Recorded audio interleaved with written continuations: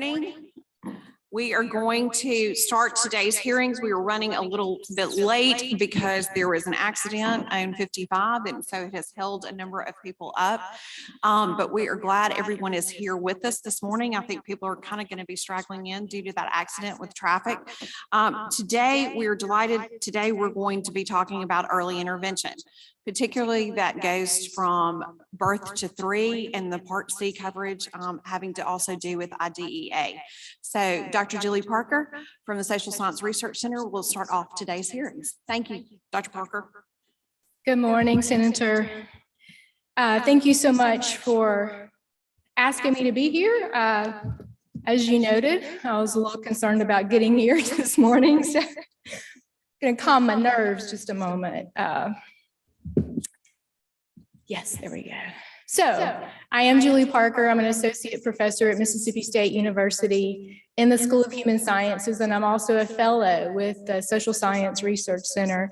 And I very much appreciate this opportunity to start our conversation this morning in regard to early intervention. I'd like to share with you opportunities that we have as it relates to early intervention.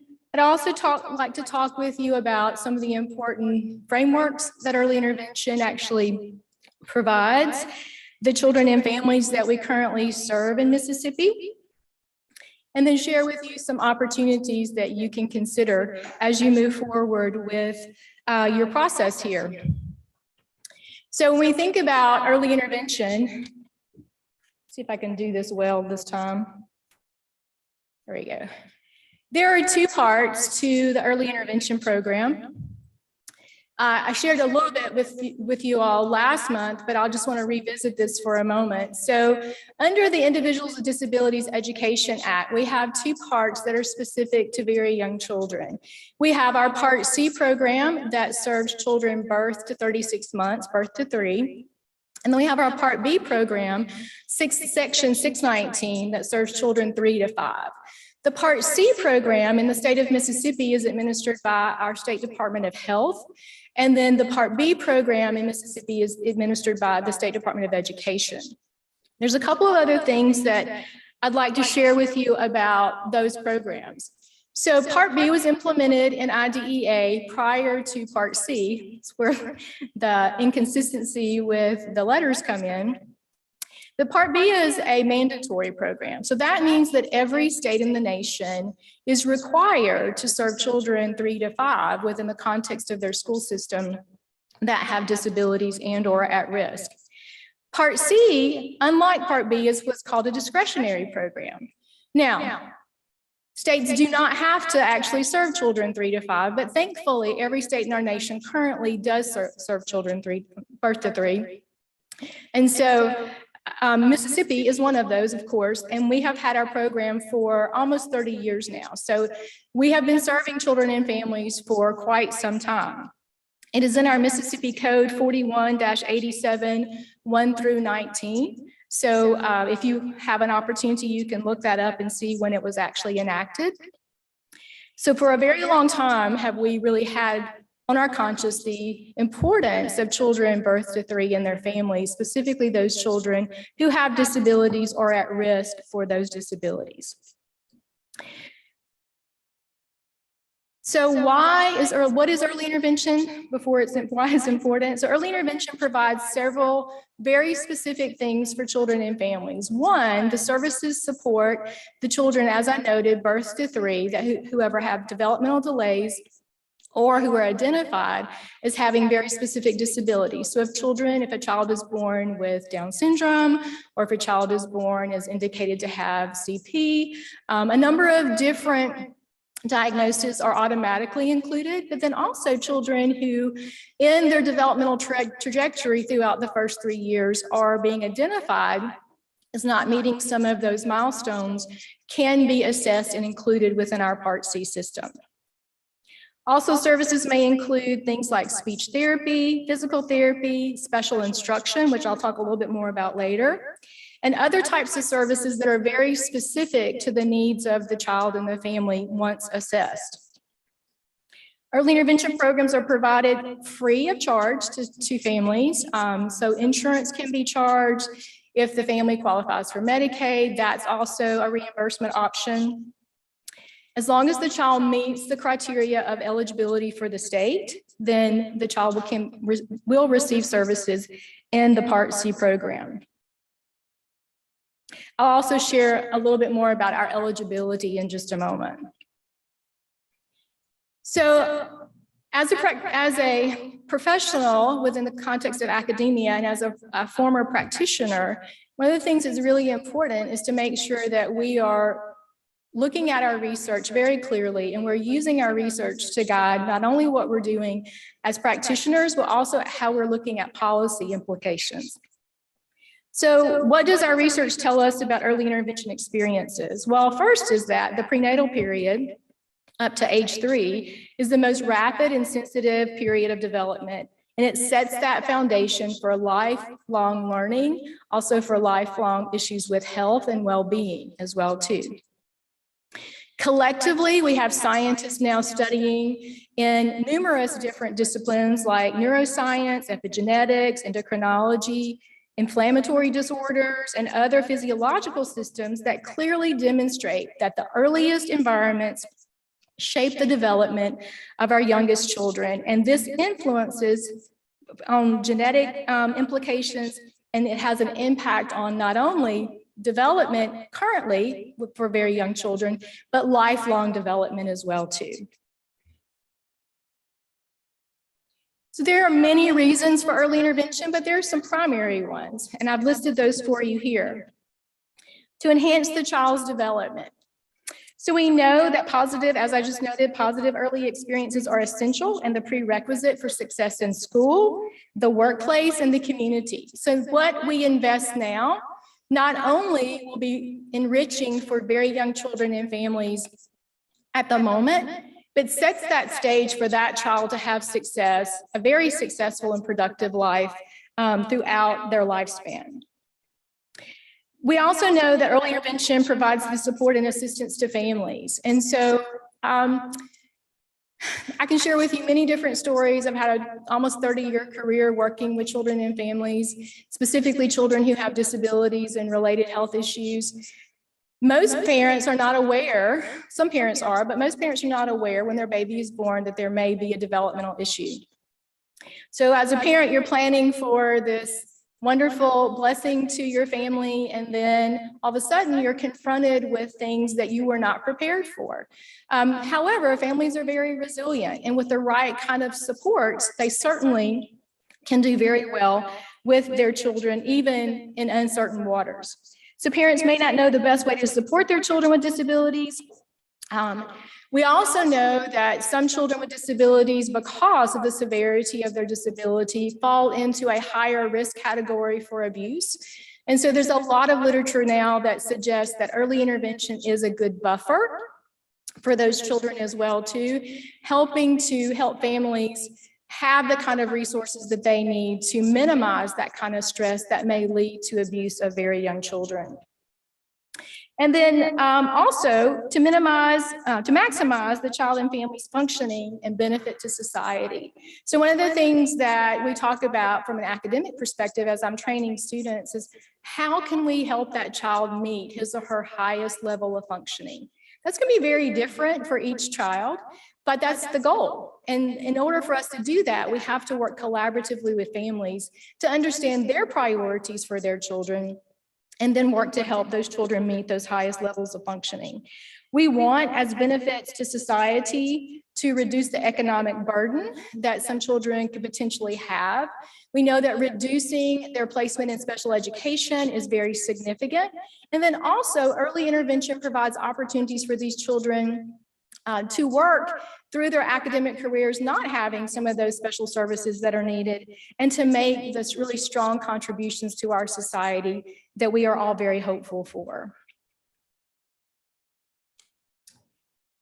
So now I'm going to shift gears a little bit and tell you about our current system in Mississippi, our Mississippi First Steps Early Intervention Program. And let me kind of qualify my space here for you. So I'm currently a member of the State Interagency Coordinating Council, which is the state governing advisory body to our Part C program in the state. I also am the coordinator of the only graduate level preparation program in our state, actually the only graduate level preparation program specifically to early intervention in the tri-state area. So I have made a significant investment both from a career perspective and also from a personal perspective in what happens with very young children and families. So our Mississippi First Steps program does provide high quality family-centered developmental supports and services to children and caregivers that enhance the child's development throughout their early learning years. We do this in a number of different ways. I'm going to talk with you in just a moment about those different environments that are included in the services for early intervention. I'd also like to share with you what qualifies a child to be eligible for services in Mississippi. So let me step back for just a moment and remind you that I just said that Part C programs are discretionary. So that means that every state in our nation can set up their eligibility requirements based on what they feel like are the most beneficial for the communities and families that they serve. In Mississippi, our eligibility requirements for a child to be served in our early intervention program are a 33% delay in one area or a 25% delay in two or more areas. And those areas include things like cognitive, physical, that be gross motor and fine motor skills, communication skills, social and emotional, and then adaptive development as well too. So what we see is that we do have children who have severe disability or delay in one area, but mostly we see children who have a more cumulative delay in multiple areas. I have some data for you that was available, and then I had requested some additional data. I got some additional data, but I got it at 12:35 this morning. So I'm going to share that with you because it's not necessarily on my PowerPoint, but it is important as well too. So children who are found eligible for services in Mississippi are assessed by professionals using professional assessment criteria to qualify for these services. In 2022, so I'm giving you figures for 2020 and 21, which was we had 3,360 children who were referred to services. The new data that I just received is that as of fiscal year 22, we've had 3,668 to date total referrals. Now, total referrals are a little bit different than children actually receiving full services. And so I'll note that for you as well. We have a one-day count that every state has to provide to the Office of Special Education Programs, the federal program, the National Federal Program, and that's on the first day of December every year. And our 2021 December 1st first day count, one-day count was 1,592 children. So what that means is that 1,592 children out of the 3,360 as of last year actually received full services through our early intervention program. So they had an individual family service plan, which is our plan that guides the services in the state, and they received services in the areas that they were identified as having needs. So again, our one-day count for 2021 was 1,592. However, even though we are serving children and we are definitely making a difference on many levels, our system is met with numerous challenges. I'll try to provide some explanation in regard to those challenges as we move forward. Every year, as a member of our state ICC, our Interagency Coordinating Advisory Board, we meet and we find out how our state has done before those numbers are actually sent to the national office. So there's several criteria that Mississippi has struggled with, not only because the pandemic, as noted yesterday, for all services that are provided for young children and families, had a significant impact, and early intervention is part of that as well too. We saw a significant decrease in services, and I'm going to address some of those issues as well. But we have struggled with timely services for a number of years. Timely services are criteria that are written within the context of the law for IDEA Part C. Timely services means that but when a family and child is referred, that they need to have an IFSP identified within 40 days of that referral with parent written consent. We have not been able to actually have a 100% goal, which is the goal that is set for the states for Part C.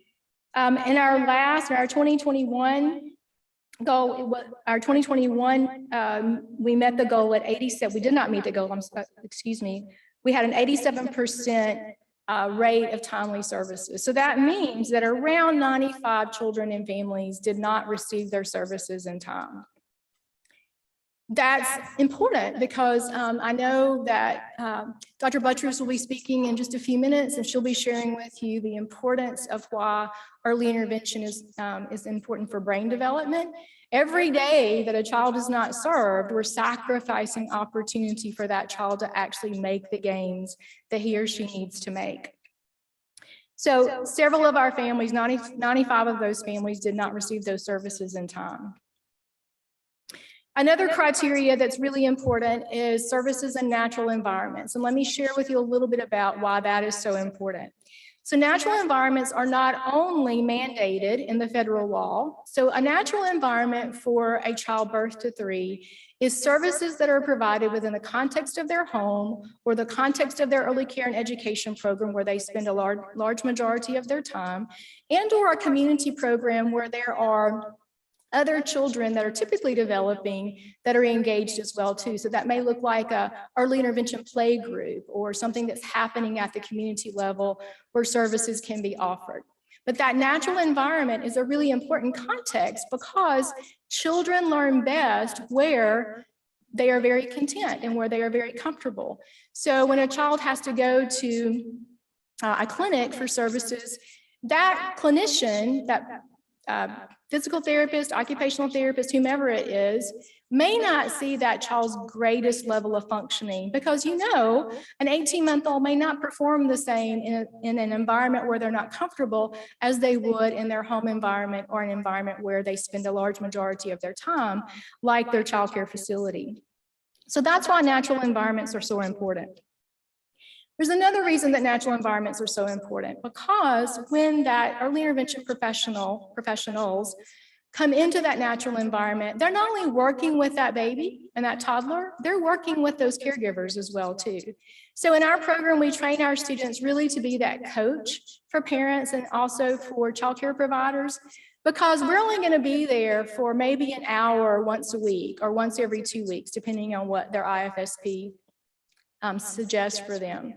But that caregiver is going to be there either as a parent 24/7 or that early care and education professional for 8 hours a day, 5 days a week.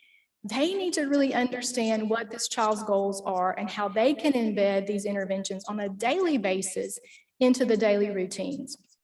So those things are really important. Families also have a very challenging time. We talked a lot about workforce development yesterday.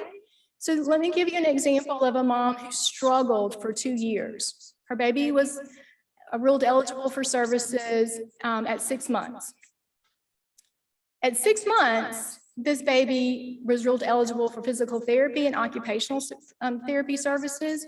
So every Monday morning, this mom had to take off from her job. She had to take the baby to the clinic for an hour, hour and a half. Then she had to take the baby to the childcare facility. Then she had to come to work. So this was at least 2 hours, if not longer, out of her day. She had a very gracious employer who understood the significance of this kind of therapy for her child. But when this mom came to me and talked with me about what she was being confronted with doing every Monday morning at 8 o'clock, I really stressed to her the importance of her advocacy to say, hey, I want you to see my baby in her childcare facility. And she was very hesitant for that. She felt very threatened. If she requested that, then they would say, okay, we're not going to serve your baby, which does happen, unfortunately. So after several meetings with this mom, she finally found the courage to tell the provider. Well, actually, the reason she found the courage to tell the provider was on one of her intervention visits, the provider said, oh, your baby's not doing this, she's not doing this, she's not doing this. And the mom said, oh, but she is. She's definitely doing all those things that you talked about. Well, we're not seeing that. Well, that's because she's not comfortable in this environment. But if you come to my home or if you go to her childcare facility, you're going to see her being able to reach. You're going to be able to see her being able to transfer toys from hand to hand. So why don't you do that for me? And she really demanded it at that point. And so they did change her services. They started providing services in the early care and education environment, and the providers actually recognized that this child was actually functioning at a much higher level than they would be able to indicate in the clinical services. So in the clinical environment. So those are reasons why natural environments are so important. We're not always hitting our mark there as well too. So our target is about 87%. We, as of 2020, we're only at 79%. So we need to make sure that our services are being provided in the natural environment. Another outcome that's very distressing on many levels is that the child find service, again, is mandated through our federal law. We have to have options out there of locating children who have delays, who have disabilities, who have not been located yet. So we do that through our school systems. We do that through other systems like the MECIC, the Mississippi Early Childhood Inclusion Program that Dr. Allgood noted yesterday. We have several mechanisms that help us to locate children. However, we're still only locating about 1.5% of the children in Mississippi that are identified as having a delay or a disability. We recognize that that percentage is obviously very low, and comparably, I'll show you some comparisons in just a moment, that there are many, many more infants out there, potentially, that have delays. We also recognize too that based on the testimony yesterday and last month, that the potential of having many more infants born into our state, potentially 5,000 or more, that some of those children are going to need early intervention services as well too. So we have to have a mechanism of identifying them. So child find services do just that. They identify children who may be demonstrating delays, but also maybe have diagnoses that are unknown at the initial time as well. So in Mississippi, this is actually some very new data from the Prenatal to 3 Public Policy Center out of Vanderbilt, which is a new institute that provides a lot of very high quality data. So in 2021, the data that they are providing says that Mississippi has served 3.1% of its birth to 3 population in our Part C program. That 3.1 of its birth to 3 population, however, puts us in the bottom 5 tiers of the states throughout the nation. And I'll share a little bit of those comparisons with you in just a moment. Mississippi also serves children born very preterm and very low birth weight, and that's listed in some of our qualifications for eligibility as well too. So going back to my point just a moment ago about the post-Dobbs decision, there may be a considerable number of those potential 5,000 babies that are born that fall into that preterm, low birth weight, or high-risk category that will need services in early intervention. So comparably, Mississippi serves fewer children than states around us or states that we have similar demographics to. West Virginia astonishingly serves 13.5% of the children in their birth to 3 population. And you can see the comparisons here for states who are our neighbors, some of them, but are also in the southeastern region as well too. So unfortunately, even based on populations, we are still serving a much lower percentage of our infants and toddlers. We do have some services in place, though, that are helping us to close this gap. So Dr. Allgood noted yesterday the Mississippi Early Childhood Intervention Program at Southern Miss, led by Dr. Westbrook. One of the opportunities that MECIC is currently has been working on and continues to is assessment opportunities. And so they are assessing children for autism and other developmental disabilities Dr. Westbrook sent me an email yesterday stating that over the course of the last couple of years, they have made 215 referrals of young children with potential autism diagnoses. And so we do have pockets of our state that are working very intentionally to close these gaps as well too. We just need to make sure that we can scale up those services for it to be a statewide effort. So what are our unmet needs? So we're seeing that nationally, and if you read any of the information, both from an empirical perspective of research and then also in the daily news, that we have what's now called pandemic babies. And those pandemic babies are demonstrating some very specific needs. Some of those needs are that we are identifying babies who are more vulnerable in the population because they have not had some of the services that they've needed because of the pandemic. We know that babies born in the pandemic, there's new research coming out. It's not all conclusive yet because it's brand new research, but there's more and more coming, that babies born to the pandemic scored lower in almost every domain, fine motor, gross motor, social and emotional, than babies born prior to the pandemic. We also know that there's been a significant language delay in many infants and toddlers that were born within the pandemic as well too. And that our research estimates that there's going to be a potential 3-fold increase in the number of babies needing referrals to early intervention.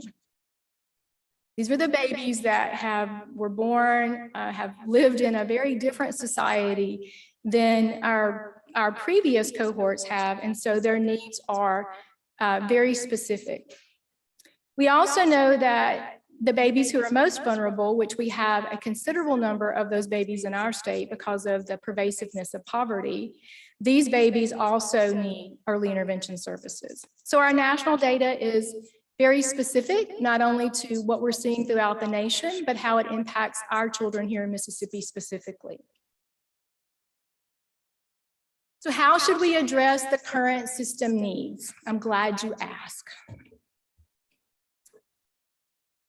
One thing is that the federal law specifically identifies that Part C, our Part C early intervention program, is not intended to be a standalone program.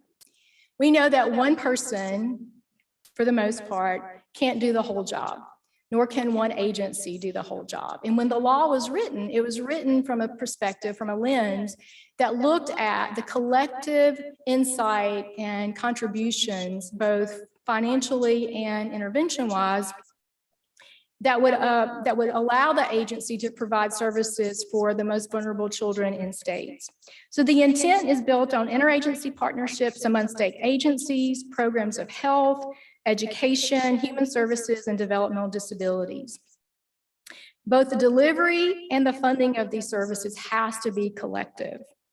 I'll address some of the funding issues a little bit more in just a moment, but what I want to mention here is that there are programs that are doing just that. So I noted for you that Mississippi State University has the only graduate program that's specific to early intervention, but we have a brand new fellowship program as well too for Mississippi Thrive that's housed at UMMC that was funded, that's also training early intervention professionals in that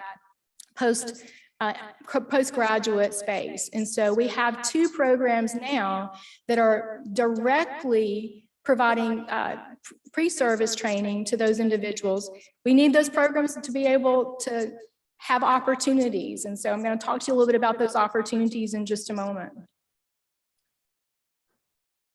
One of the opportunities that we have is to expand our pre-service programming. So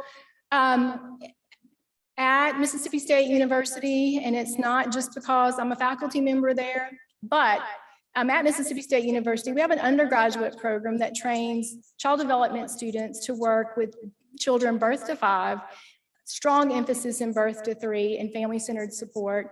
But that program is actually replicated throughout our whole state. So I actually did a little graphic work for you. How about that? Not really the graphic designer, but I pulled down everybody's logo to share with you all of the different higher institutions of higher education that actually have pre-service programs. in either early childhood or early intervention. So Ole Miss has a program, Delta State has a program. I've already noted for you Mississippi State, Jackson State has a program, Southern Miss has a program, and Alcorn State has a program. So as you look at this, we, from an academic perspective, are doing a really nice job at workforce development.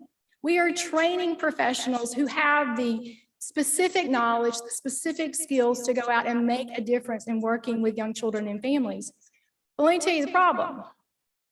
They're not eligible for work within the context of our Part C program. Right now, the only two special instructors that are eligible to work in our Part C program are students who have an undergraduate degree in special education. Yes, completely understand my colleagues in special education educate their students well too.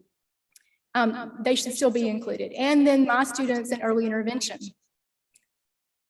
Because of that issue of timely services, we need many, many more professionals. We need more boots on the ground. And we can't do that because of the limitations that we currently have with eligibility for being able to work in our Part C program.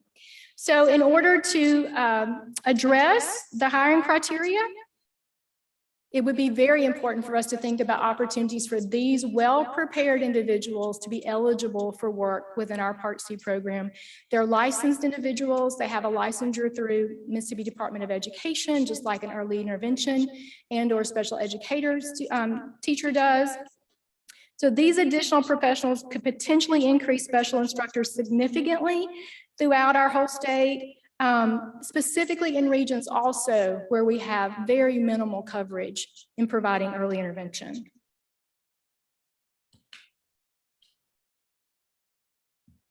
Another opportunity, and my colleague, Dr. Kathy Grace, noted this briefly yesterday, is within the federal law, it also states that a comprehensive system for personnel development is required.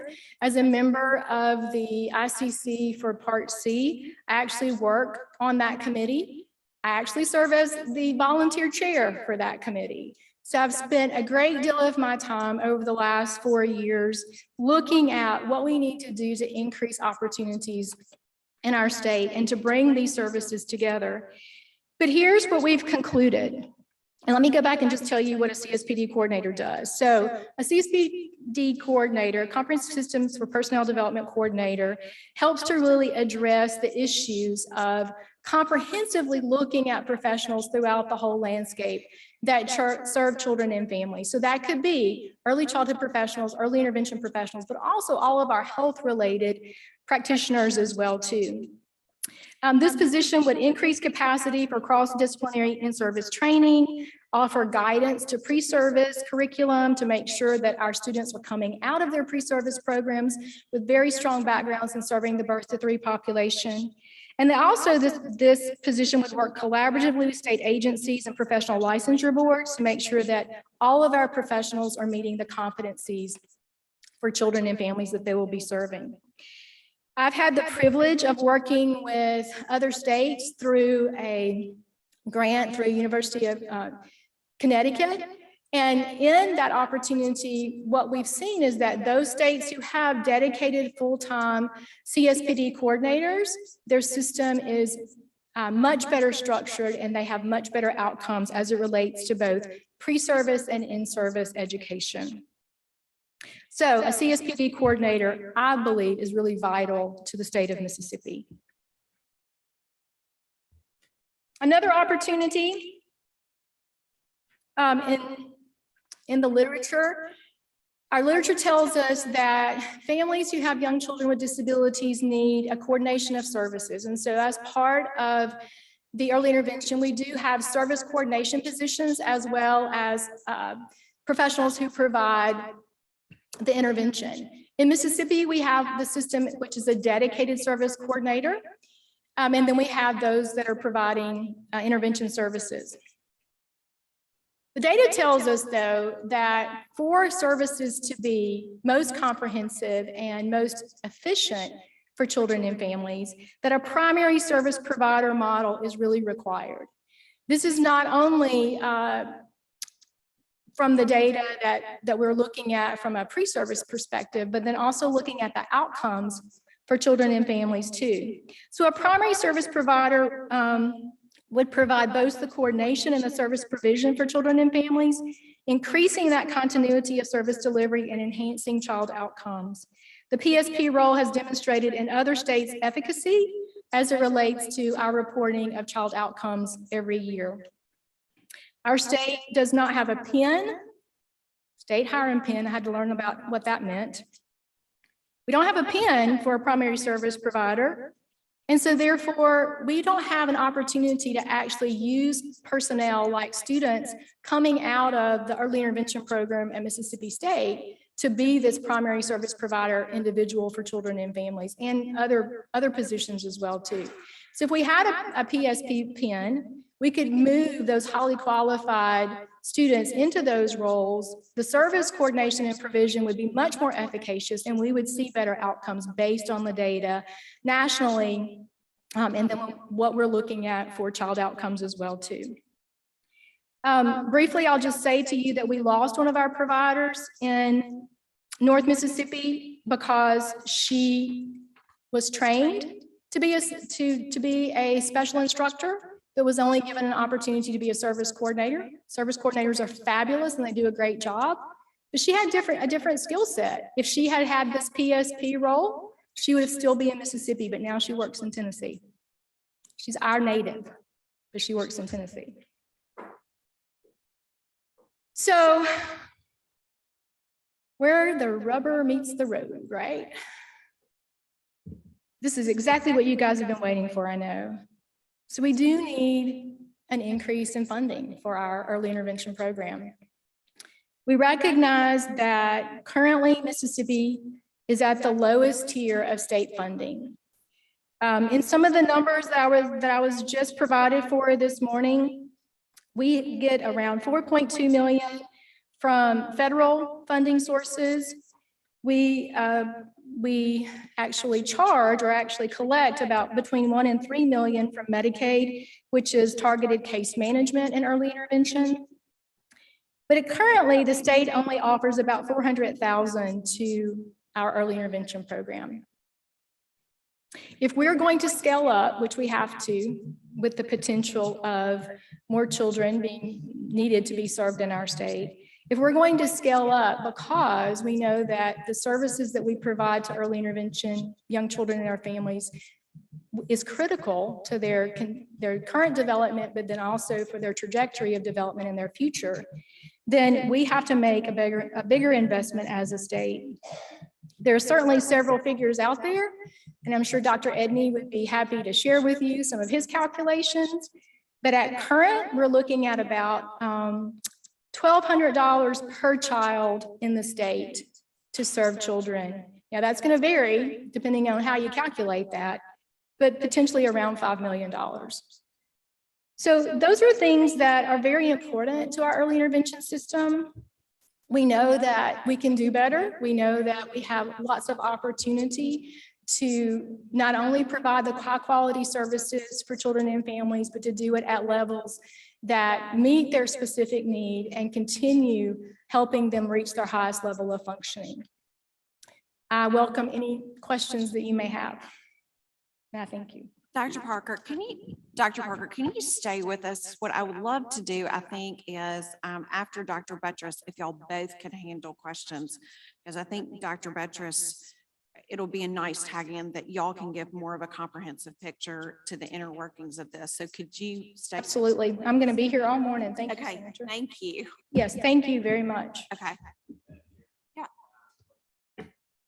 Doctor, with both of them, for both of them. Yes, I think yes, thank you.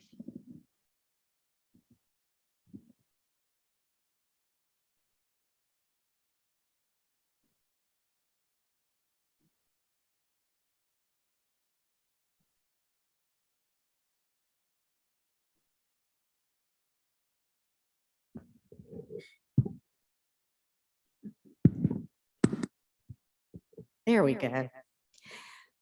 First of all, I want to thank the committee so very much for this opportunity. I feel like for the first time in my career, there is hope that we are going to make a huge change in Mississippi. I feel very emotional about it.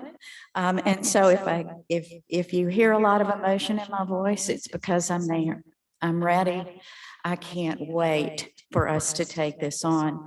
My focus today will be on early brain development, treating children, and why it is so important to catch them early. I also want to talk about this from the healthcare provider spectrum, mainly because I think many times when we talk about early intervention, we think about education.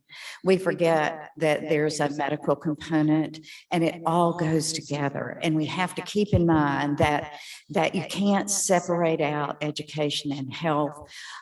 You can't separate out the home, health, and education. It's got to all be one, and we all have to work together. But before I get to that, let me tell you a little bit about myself, and so that maybe you can understand why I'm so passionate about this. I'm a Mississippi native. I was born and raised in Canton, Mississippi. I was educated in Mississippi, went to medical school, went to Mississippi State University, went to medical school at UMMC. And then I left for some postgraduate residency study and worked in Galveston for several years, and then in San Antonio. Blair Batson, that's how old I am, asked me to come back and take over child development. And so I did. That was back in 1986. I have 5 children. I have 11 grandchildren. 3 of my children continue to live in the state. In fact, I live in Jackson. And I have 5 grandchildren here in the state. I'm very, very passionate about this, and I care about what happens to our state. So in the next hour, I hope to provide an overview on brain development, talk to you about why we need to get there. I want to also address some of the challenges that I know our families have over the years.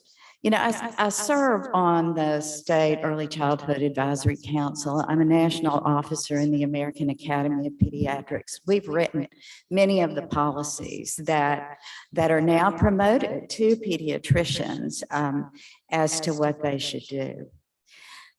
You know, Frederick Douglass said this many, many years ago, way before we had all the science on early brain development. But the truth is he nailed it. It's easier to build strong children than repair broken men. The only thing I would add to that is broken men and women. Interactions and what children get very early in their life is overwhelmingly important. Yes, we are all born with a set of genes, but what we know now through epigenetics, that's sort of what happens in the environment. What we know is that it's not just genes, environment counts so much more. And yes, it's up to families to raise their children, but there are many families who don't have the resources, don't have the understanding, don't have the learning, and have not been given the advantages that I and my children have received. The effectiveness of early intervention is there. We know it. We need to remember it and take heart in that. Okay, I want you to look at this. The normal newborn brain weighs about 3/4 of a pound. By 3 years of age, it's tripled in size. It's gone from this little brain without a lot of pathways to almost an adult-sized brain. And the truth is that by age 4, brains have pretty much reached the adult size, okay? Now, there's a lot of maturation left to go, obviously, and I will say that men take a little bit longer in the maturation than women. There's science showing that, but really, we are, we really are losing a lot of time if we don't take care of our very young children. This is another piece that I want you to look at. There are about 1 million brain connections happening in the neurons per second in the early years of life. 1 million. What that means is our pathways, the pathways of young children's brains are being set. And the old adage, if you don't use it, you lose it. It's absolutely correct. We know from studies on early brain development that if you have, for example, a child who is born with a big cataract over their eye, so that even though their optic nerve, the nerve that supplies the eye, is intact, if the eye is covered and you're not using the optic nerve, that nerve will go away. Basically, it'll shrivel up and go away. And so it's important that all the pathways are used. So interacting with children, teaching them things, talking to them, cooing, what we call serve and return, where if a baby coos to you, that an active, happy mother or father will coo back to the child. And you've probably seen many of those videos yourself about young children who have that serve and return going on, and it's delightful. But if you have a parent who is stressed, who is depressed, who is going through domestic violence or something like that, then that baby's not going to get that serve and return. They're not going to get the talking, reading, and singing that they need. So these pathways aren't laid as they should be. So now, I know we're not talking about domestic violence, but we really are, because as we move along, when we talk about developmental screening, when we talk about early discovery and early intervention, we're not just talking about walking and sitting alone and talking. We're talking about the social emotional issues also. So keep that in mind as we step through that. You know, there's been a ton of research, and I won't stay with it, but I do want to point out something that I know you've heard some about, and I'm just going to reiterate it. Adverse childhood experiences have been looked at since the early 1990s. We know that if an individual experiences negative issues that are ongoing, everybody has a little bit of stress, right? We all have stress now and then. But when we call it toxic stress, that means that it's stress day after day after day. So individuals who live in having neglect, physical abuse, domestic violence, a parent who is ill, seriously ill, a death of a parent, and living in poverty, obviously. All of that, if it's ongoing and there's nobody to pull that child out or to lend support, that's called toxic stress. And we know that if toxic stress goes on for a long time, then that increases the risk of everything that happens to adults in a negative way. Obesity, diabetes, heart disease, stroke, diabetes, asthma, not just mental illness, but all those things I just named. So keep that in mind when we're trying to help our children out early. If we just do it early and pull them out of these experiences or help them along, they'll be a lot better off. And I think this PET scan, shows something really significantly. Look at the, let's see, I'm going to say it. So on this slide right here, the one with all the bright colors, that's a child who is typically developing. That is a young child who has had the stimulation that they need.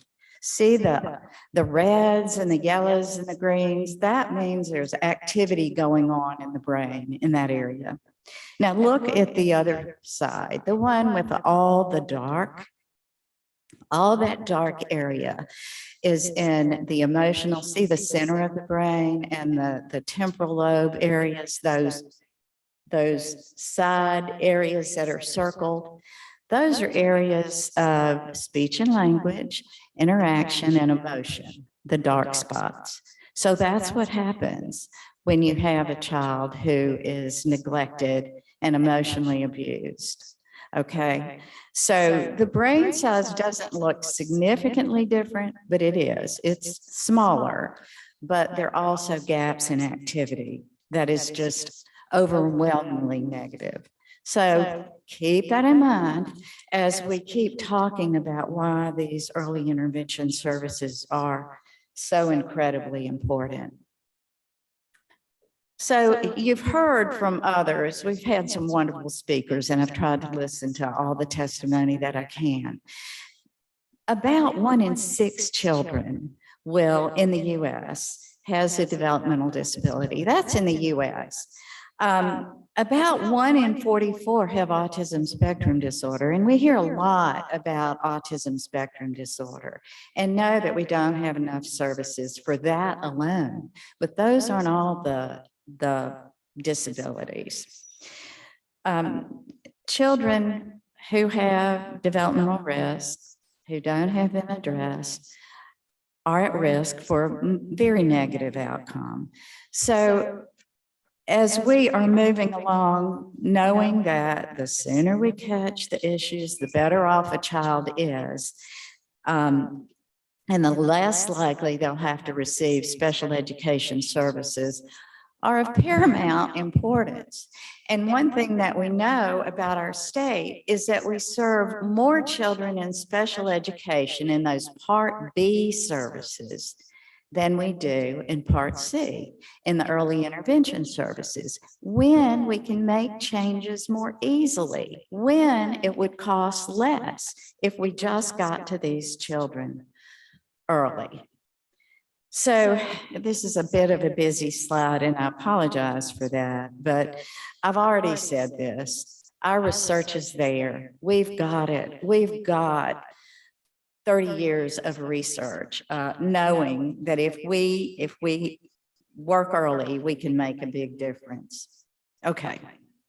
You've already seen this slide at least three times, so I won't reiterate it. But what I will just make note of is we know that we have somewhere around 38,000 births in our state per year. So if let's say we have 36,000 children in our state per year, right? So birth to 3, let's round it down. If we have 100,000 children from birth to 3 in our state, and if we serve just 3%, we should be serving 3,000. If you listen to Dr. Parker, she said that on account, we're serving about 1,500. Now, serving just 3% is lower than what we should be serving, and we're not even doing that. I just want to make a point that early intervention can make a huge difference. I have heard from many of our pediatricians around the state. As a developmental behavioral pediatrician, there are only 3 of us in the state, so clearly we can't take care of everything. Our pediatricians, family practitioners, and nurse practitioners are carrying the burden of trying to take care of these children. We see the complex ones. They see the ones who are most likely to be able to learn and ready for kindergarten, but many of them are not getting the services that they need. Now, one of our docs in North Mississippi sent me a case, and she said, just remind our committee that early intervention really can make a difference. She had a child who was taken out of the home due to severe neglect at 12 months. The child could not sit alone, much less stand alone and babble and say 3 single words. That's what a 12-month-old should be able to do that. The child was doing nothing. The child was removed. The doctor referred him to early intervention. They got into appropriate services. That child was appropriately served. And by 24 months, that child had no delays, none. It can make a big difference. That child continues to thrive and do well. But we have way too many stories about the child who at 18 months did not quite qualify. Maybe they had a delay in speech language that was 25%, and that was the only delay. You notice that Dr. Parker said they had to have 2 delays. Okay, so at 18 months, that child is not saying single words. They had to wait until they're 24 months now, where they're now 33% delay because still having only 1 or 2 single words at age 2, when they should be putting 2 words together and following directions. So we're losing time. We've waited. Then it takes another couple of months to get the child screened, tested, qualified, and into therapy. And then, as Dr. Parker mentioned, many times the services are not as easily accessible as you would think they should be. I just want to make another couple of points as we're stepping through. Another issue is that many times, not only are the services not accessible, but the children are being served in a manner that is very difficult for parents. Dr. Parker again noted the natural environment is important, but natural environment can be a childcare center where a child's comfortable and is used to spending hours. All right, this is that number again. On account, only 1.5% of our children are being served. That's a daily count when you're looking at it. And nationally, the national average is on a daily count about 3.29%. So need to do better. I want to make a couple of other points that came to me as I was working on this. In early intervention, one of the issues is that early intervention services are the payer of last resort. So we have providers giving services in early intervention who are basically contractor independent providers. And so they have to first bill insurance company, second bill Medicaid, and thirdly, bill early intervention services. So a speech pathologist who is out in Noxubee County seeing a child has no benefits if they're a private speech pathologist, no benefits. They have to bill 3 times. Sometimes it can take up to 6 months to get paid. Who waits for 6 months to get paid? It's a heavy, heavy burden. The other thing is that on individuals, Medicaid, when I have a child who has Medicaid, I'm excited about that because I know that they'll get services. If they can't get them through early intervention, Medicaid typically will pay for services. Another problem that we have is our primary insurance provider, private insurance provider, is Blue Cross Blue Shield. They only pay for 20 visits per year total. So if you have a child who is in early intervention services and they need speech therapy and occupational therapy, that means they can only be served for 20 visits total. So if it's once a week or twice a week, you can see that those visits run out very, very quickly. And then the working parent is burdened again on how to take care of this. So it's not, yes, children who live in poverty are at higher risk. They definitely are not given the advantages. But many individuals who are low-income earners and qualify for Medicaid, or who even make a moderate income, yet they still have private insurance, end up having to come up with a way to pay out of the pocket. So that can be very problematic too. Now, early intervention does kick in and pay, but if you see, we're not serving enough of those children, right? Now, I know you've seen this, this slide before. This is work that was done by a Nobel Prize winner in economy, not in medicine, but in economy, James Heckman. And the highest rate of return on children, the highest return on investment is in those first few years of life. And if you look, by the time they enter kindergarten, that return drops. I'm not saying don't spend money on kindergarten young children. Obviously, yes, we do. But if we started earlier, we would have fewer dollars needed for special services later. That's the most important take-home message we need to have. We need to be able to break the cycle on the disadvantaged child. We need to try to remember that if we just would invest in our children, that we can make a difference. All right. Now, we've talked a lot about negative. I'm going to tell you some bright lights that have happened. We were lucky enough, we had a joint project with the University of Mississippi Medical Center and Mississippi State University Social Science Research Center. We received a grant from HRSA, Health Resources and Services Administration, federal institution that gave us at first a 3-year grant at $3.5 million a year for 3 years. We then got it extended to 4 and then 5 years.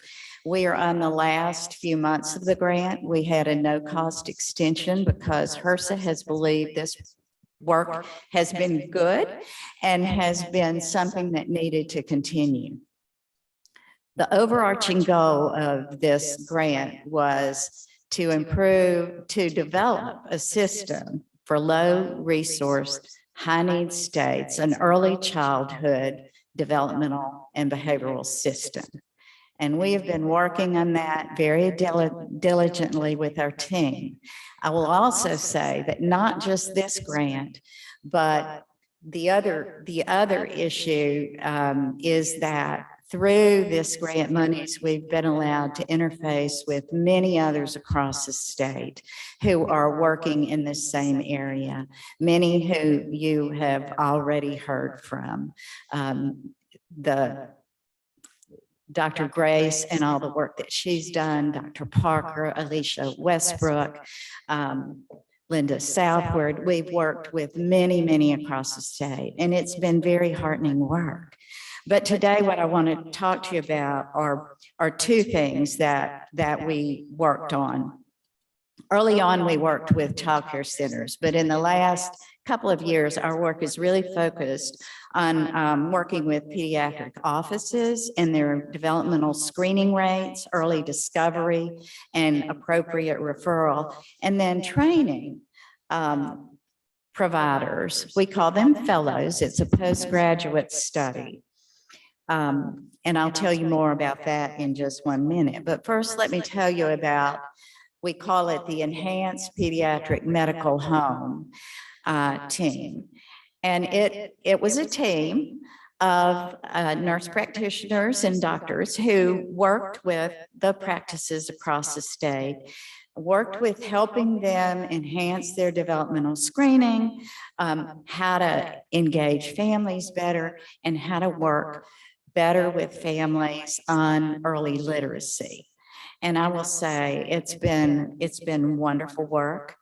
The the pediatricians that we have worked with and family practitioners and nurse practitioners are the medical home. And you know what a medical home is. Those are providers who are there to do the wellness checks, to help families with their needs, and to do the early discovery. So that has been wonderful. It has made a big difference. We've expanded the Reach Out and Read program in those private practices where a book is given during wellness checks to the young children. The other piece, and again, this is a little bit difficult to see. I hope you can see it okay. But we developed a fellowship program. And what that is a one-year postgraduate, very intensive study for occupational therapists, speech therapists, nurse practitioners, social workers, psychologists, and forgetting somebody, there's one other. Nonetheless, we also have it for pediatricians. And the purpose of that is to intensively train these individuals in early child development, because what we discovered is that in all of those training programs that I mentioned, they get very well trained, but they're not well equipped in the area of early child development. How to manage a child who refuses to participate in speech therapy, for example, a child who perhaps is a little bit difficult to deal with, or a child who has autism spectrum disorder. How do you work with those children? So through this fellowship program, we have trained these individuals. They work as a team. We have heard untold numbers of compliments all across the state for our what we call Mississippi Thrive Fellows. And what we have found is that these intensively trained individuals now are very well equipped to take care of our children in need. Before I get to that, I just want to say one other thing about the fellowship. We've trained 15 fellows over the years. We've retained all of them except 3 in our state. And in fact, I know one in particular left during COVID because there wasn't a job that we could find for her here in our state, which was tragic to lose someone highly trained like they are. We have a new fellowship cohort now, and I'll show you a picture of them in just a minute. But through their work and the work through the pediatric medical home, I want to show you what's happened. When we started our project, the Child Health and Development Project, our developmental screening rate in Mississippi was the lowest in the nation. It was the very lowest.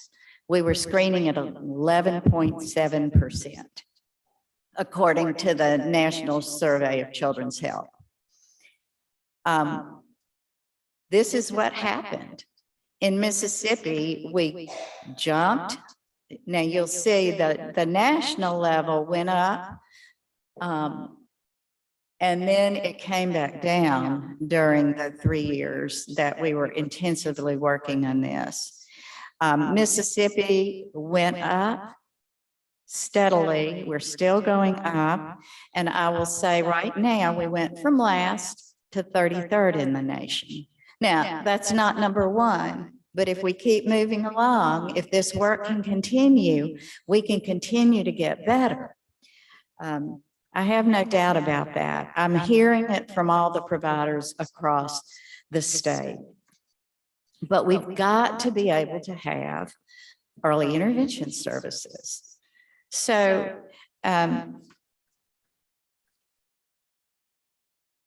let's talk a little bit about the challenges. Dr. Parker already talked some about it, but I think the things that we just have to make sure that we understand are that we don't have enough money in early intervention. We don't. But there are some other systemic issues that need to change. For example, making sure that we have qualified providers out there. Make sure that for those qualified providers, it's not difficult to make a living.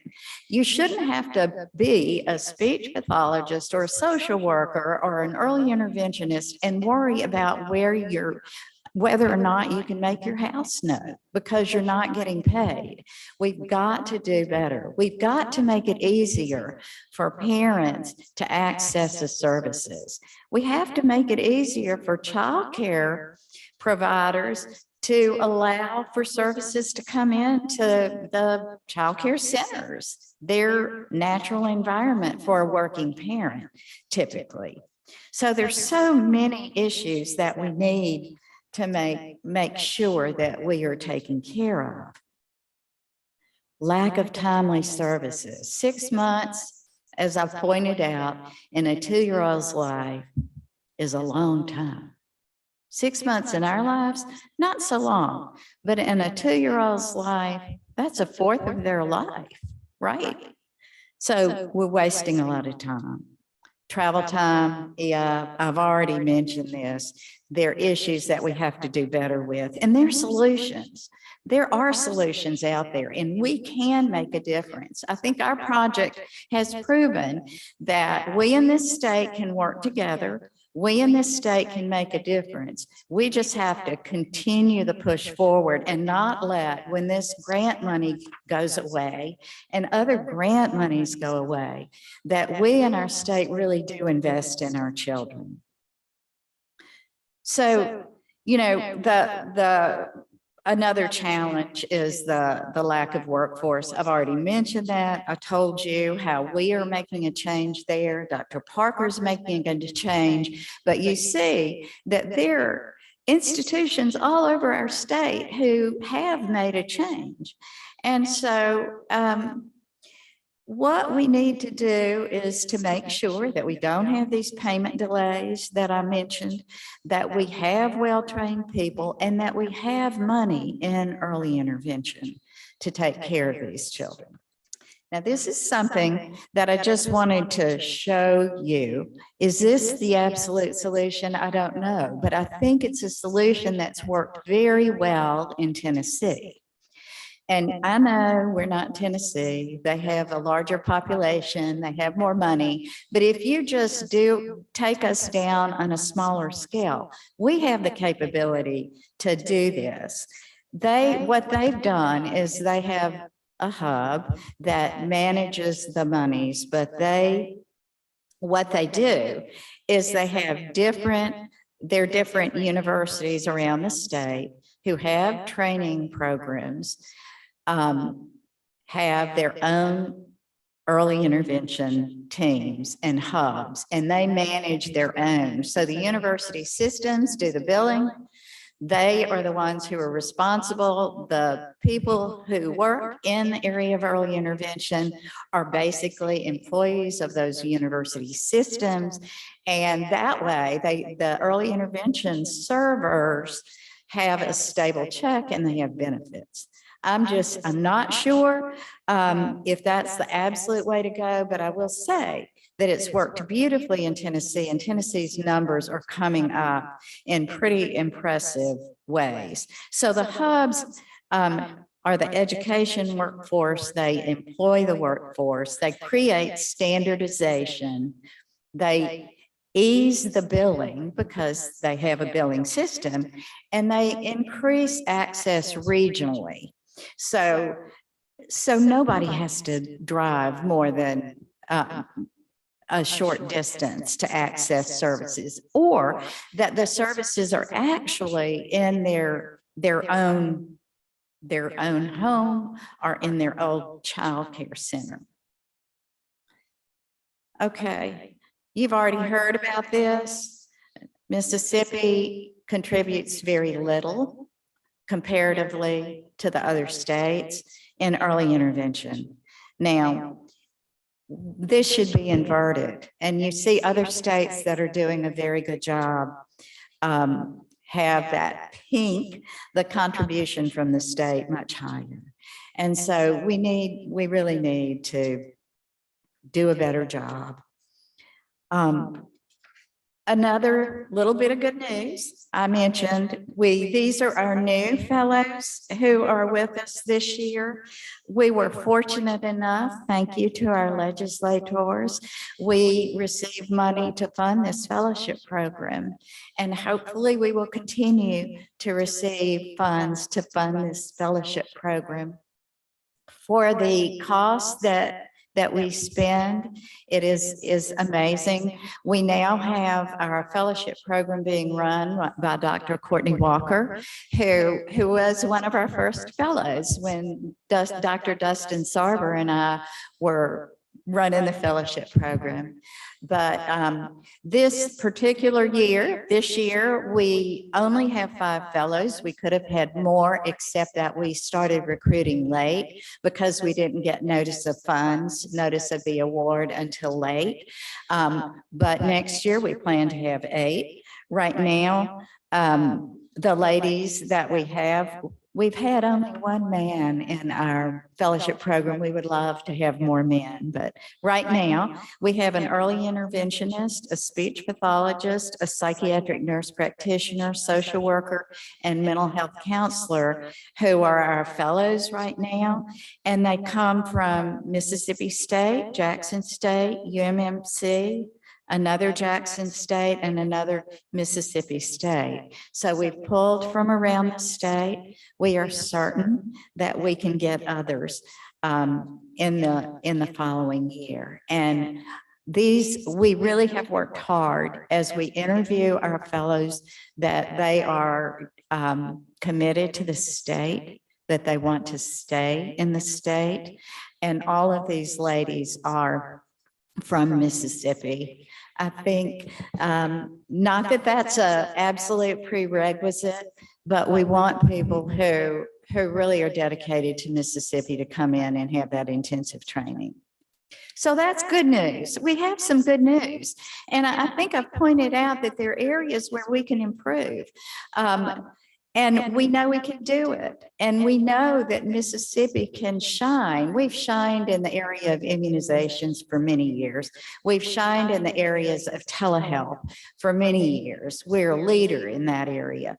Let us shine in the area of early child development. I know we can. And in the words of Marian Wright Edelman, I guess the question is whether we can afford, the question is not whether we can afford to invest in every child, but it's whether we can afford not to.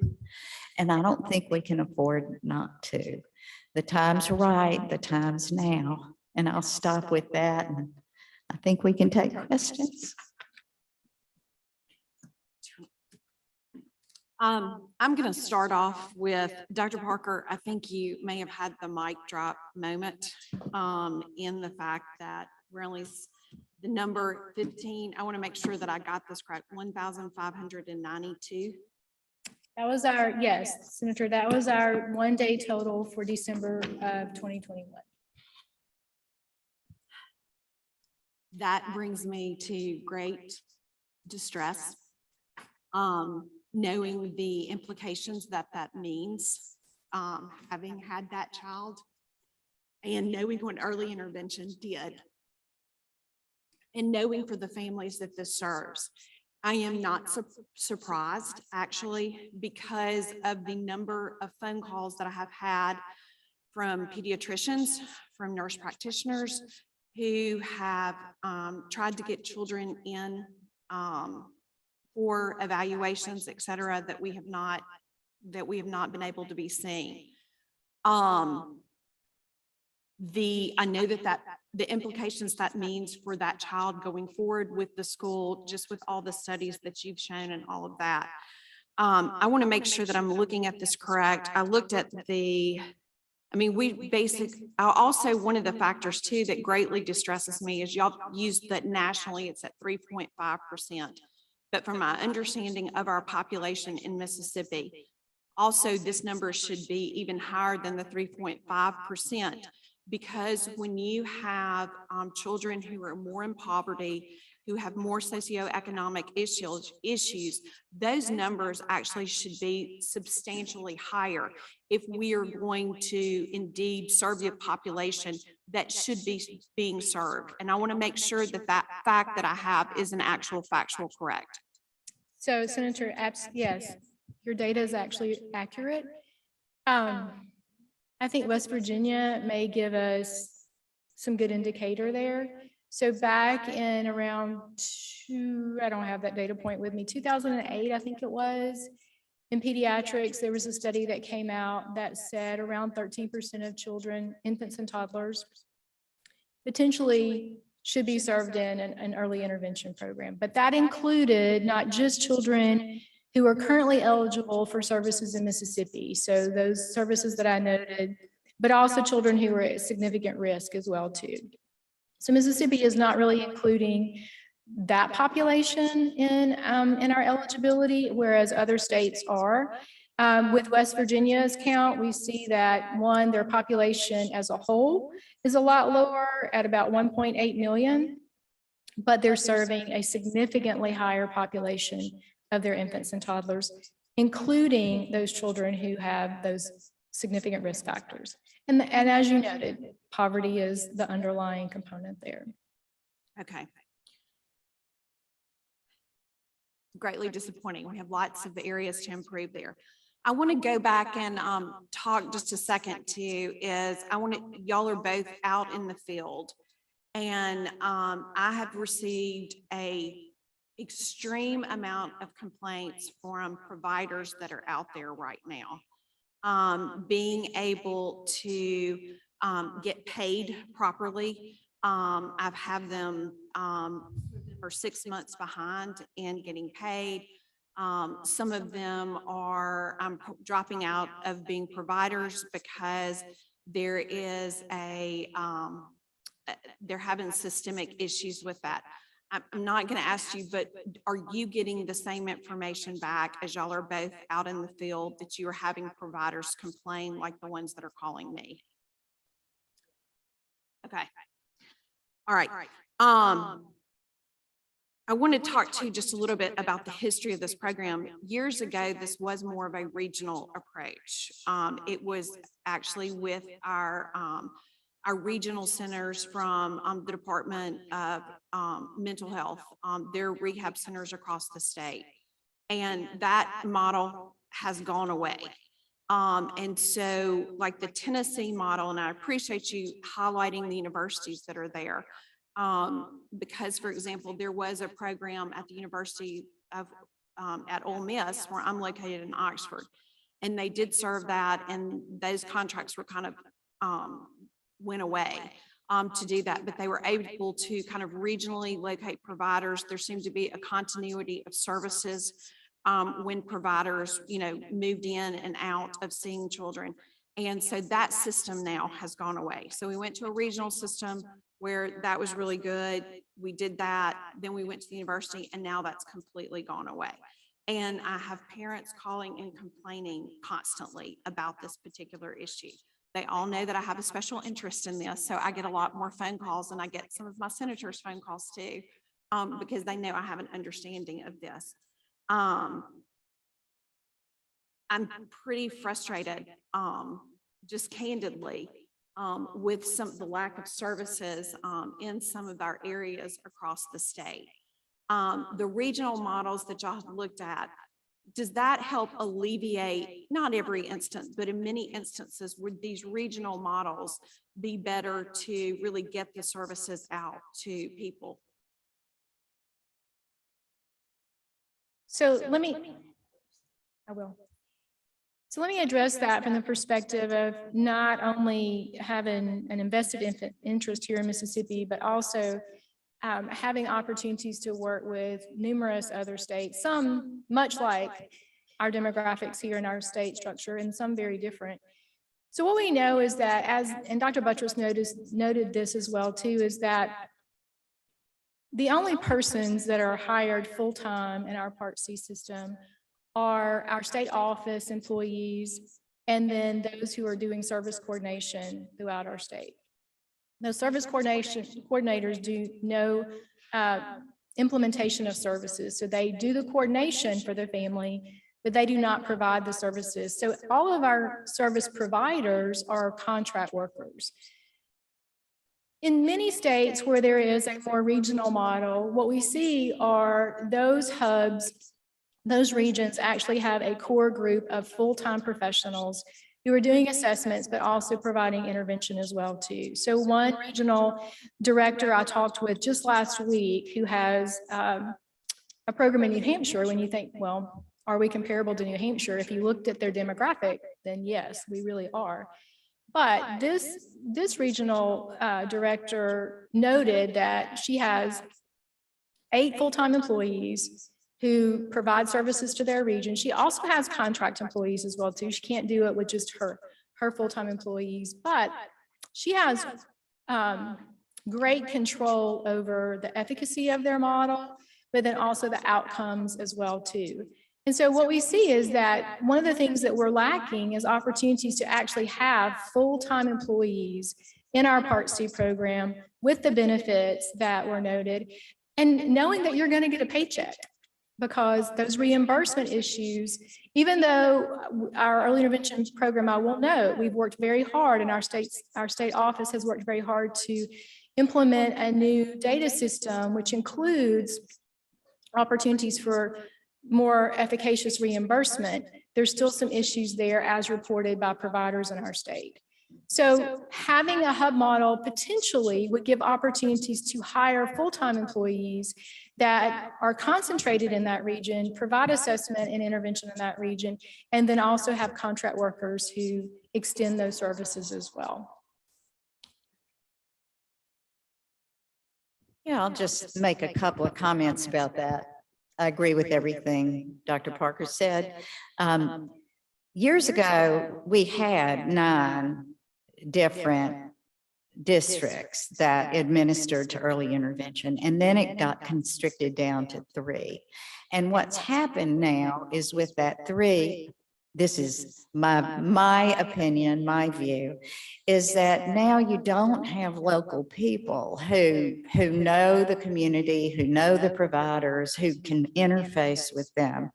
And so when you constrict down to only 3, there's this much larger, and geographically, I mean, Mississippi is a large geographic state with a lot of rurality. Y'all know that, but what it does is it makes it harder to really know the community, understand it, know where there are gaps in services. And so I think that's been one of the problem areas, but a huge problem area, it truly is that we have all these contract providers. Years ago, there were early intervention hubs that were also privately granted out. There was one at Willowwood Development Center for many years. There was one at TK Martin Center for many years. And actually, we had one many years ago. And all that went away. And it seems as we continue to ratchet down and have that only centralized approach of management, it has made it much, much harder to be able to have easily accessible services with providers. I mean, a huge issue is there are areas in the state where there are 0 early intervention providers. Not acceptable. All right, thank you. Before I ask for questions too, and this, I want to make sure I recognize too, we appreciate the Dr. Anita Henderson being here with us today. That's head of the president of the Pediatric Association in Mississippi, and also her husband, who's a neonatologist. And so we're delightful that they've joined us here today too. Senator Wiggins, you had questions? I do. Thank you, Madam Chair. A few questions and then maybe one comment. I wanted to go to Dr. Buttress's presentation and slide 5 on the ACEs. Can we pull that up? Adverse slide 5.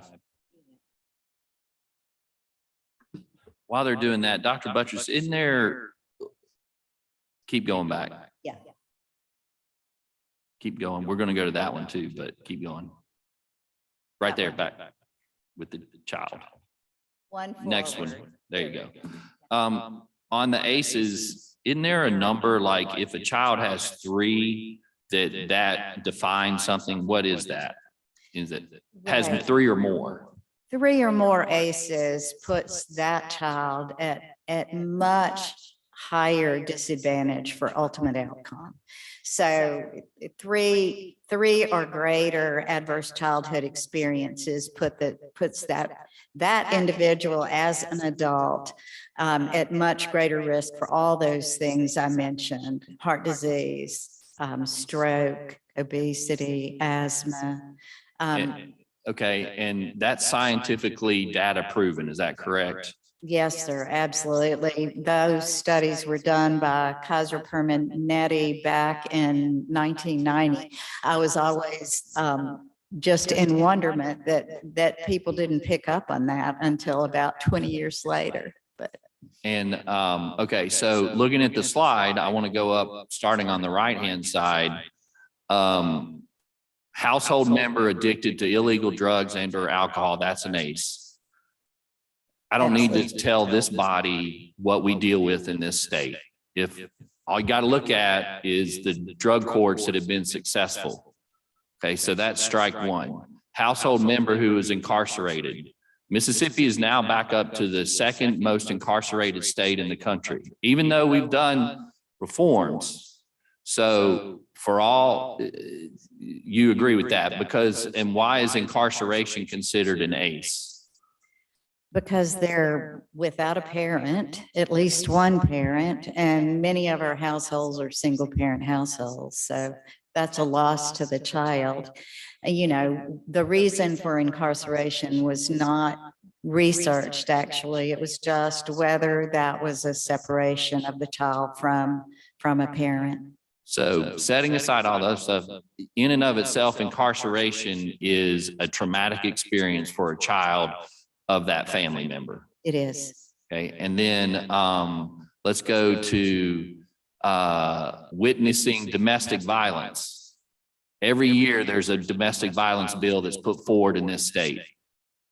Loss of parent due to death, divorce, or abandonment. I think, why is that a ACE? Again, the loss of a person who may be that nurturing, caring person to that child. There's evidence that as long as a child, one of the biggest factors in resilience is that an individual, a child, has one person in their life who is supportive and nurturing. It doesn't take 2, but it takes one person who's stable, nurturing, and supporting. And so it could be, you know, it could be the death of a mother or the death of a father who happened, or a grandparent. So both with just taking the drugs and incarceration alone, our children have 2 of the 3, and most likely the children have 3. And so our children in the state are starting out with 3 ACEs in general.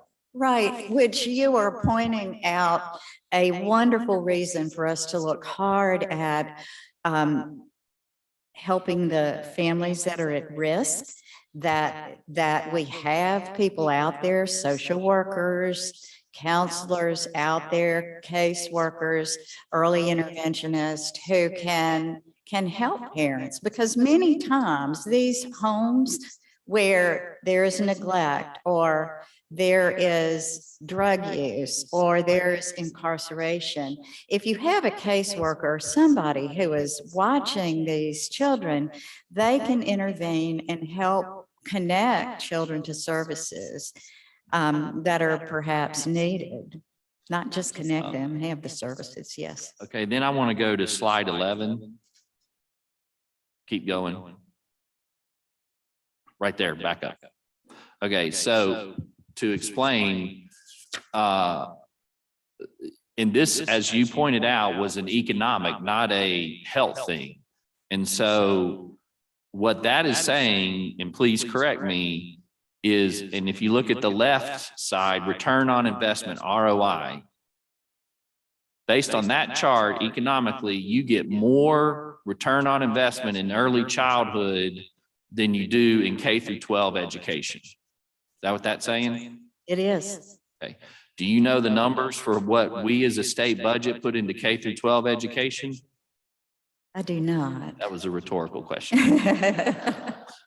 We put, so for all the people that talk about MAEP, we put $2 billion of a $5.5 billion budget into K through 12 education. Do you know what we put in early childhood? I did. What is that? How much? Well, about 400,000. Well, it's actually more than that. More than that, about 900,000. Actually, when you add in the collaboratives along with the early intervention services that we did this past session, 44 million. Yeah, the collaboratives have been absolutely wonderful. And the pre-K collaboratives, they're starting at age 4. Correct. So actually they're on the bottom end of that. But when you're looking at, okay, so that's the preschool, but $2 billion versus 44 million. Where's the return on investment on that chart? Yeah. So seems to me for conservatives and fiscally responsible, and we're getting the most out of our money. If you go by a Nobel winning prize economist, where are you going to put your money? Thank you. You're welcome. Yes. Okay. So then my next question is, by my own calculation, and Mississippi State, Excel by 5, Ole Miss, Department of Health, DHS, Accelerate Mississippi, Department of Education. Those are all the entities that we are dealing with infant and early childhood of some kind, which y'all heard that. Does that make sense? That 1, 2, 3, 4, 5, 6, 7, 8, 9, 10 different agencies all handling children in this state at a minimum. Is that not a recipe for things not getting done? Confusion. Thank you, Mr. Pro Tem. You just opened up an opportunity that I just have to say. Bring it on. Bring it on. We in our state need an Office of Early Childhood and Development. You can repeat that if you want to. We need, our state needs an Office of Early Childhood. We really do. It's so obvious. You just brought up a point. There are a lot of good people out there working very hard. But, you know, we talk about Mississippi working in silos. Our agencies, unfortunately, so many times work in silos. We need everybody all in to the understanding that we really have got to have that village. We've got to all work together. We're putting bits and pieces out there.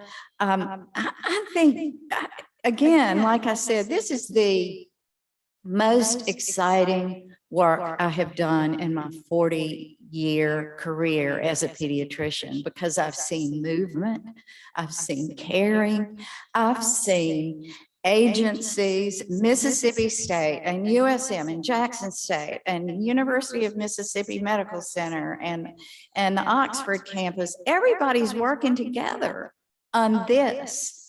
Now what we need is all of our agencies to work together and make us stop competing with each other, because that's the problem. Everybody keeps competing with each other for those limited funds.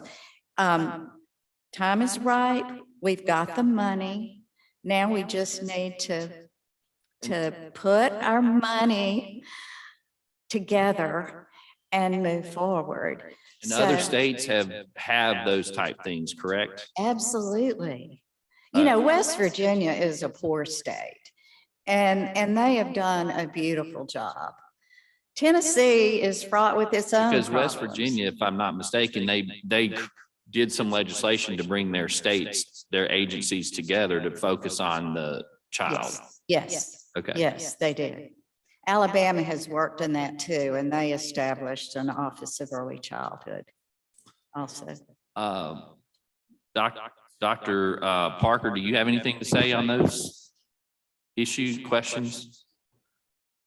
No, Senator, I mean, I think your points are well taken. I think it is important for us to recognize that currently, all of the different agencies in our state do have a specific mission. They're trying to fulfill those missions, but I think Dr. Buttress's point is accurate in that there is some competition that comes along with that.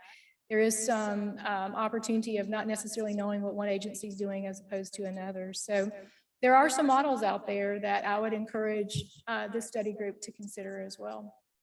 Thank you. And Madam Chair, I just wanted to state thank you for putting this together, because I think with your work, you've highlighted these issues that probably we haven't in at least one setting done. And I want to do a shout out to y'all politics for covering this. I noticed one of the other statewide papers is not here covering this, but they like to talk about Brett Favre and other stuff.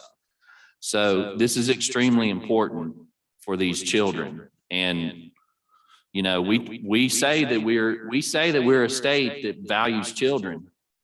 And I'm sorry if I'm preaching, but we say we're a state that values children. We have all these folks who've come before us for 2 days, and the government can't solve everything. And we're not always the answer, but we can highlight it. And we have a chance to do something. And what I've heard constantly, and I think Dr. Buttress and Dr. Parker have said this, we've got to stop with the politics.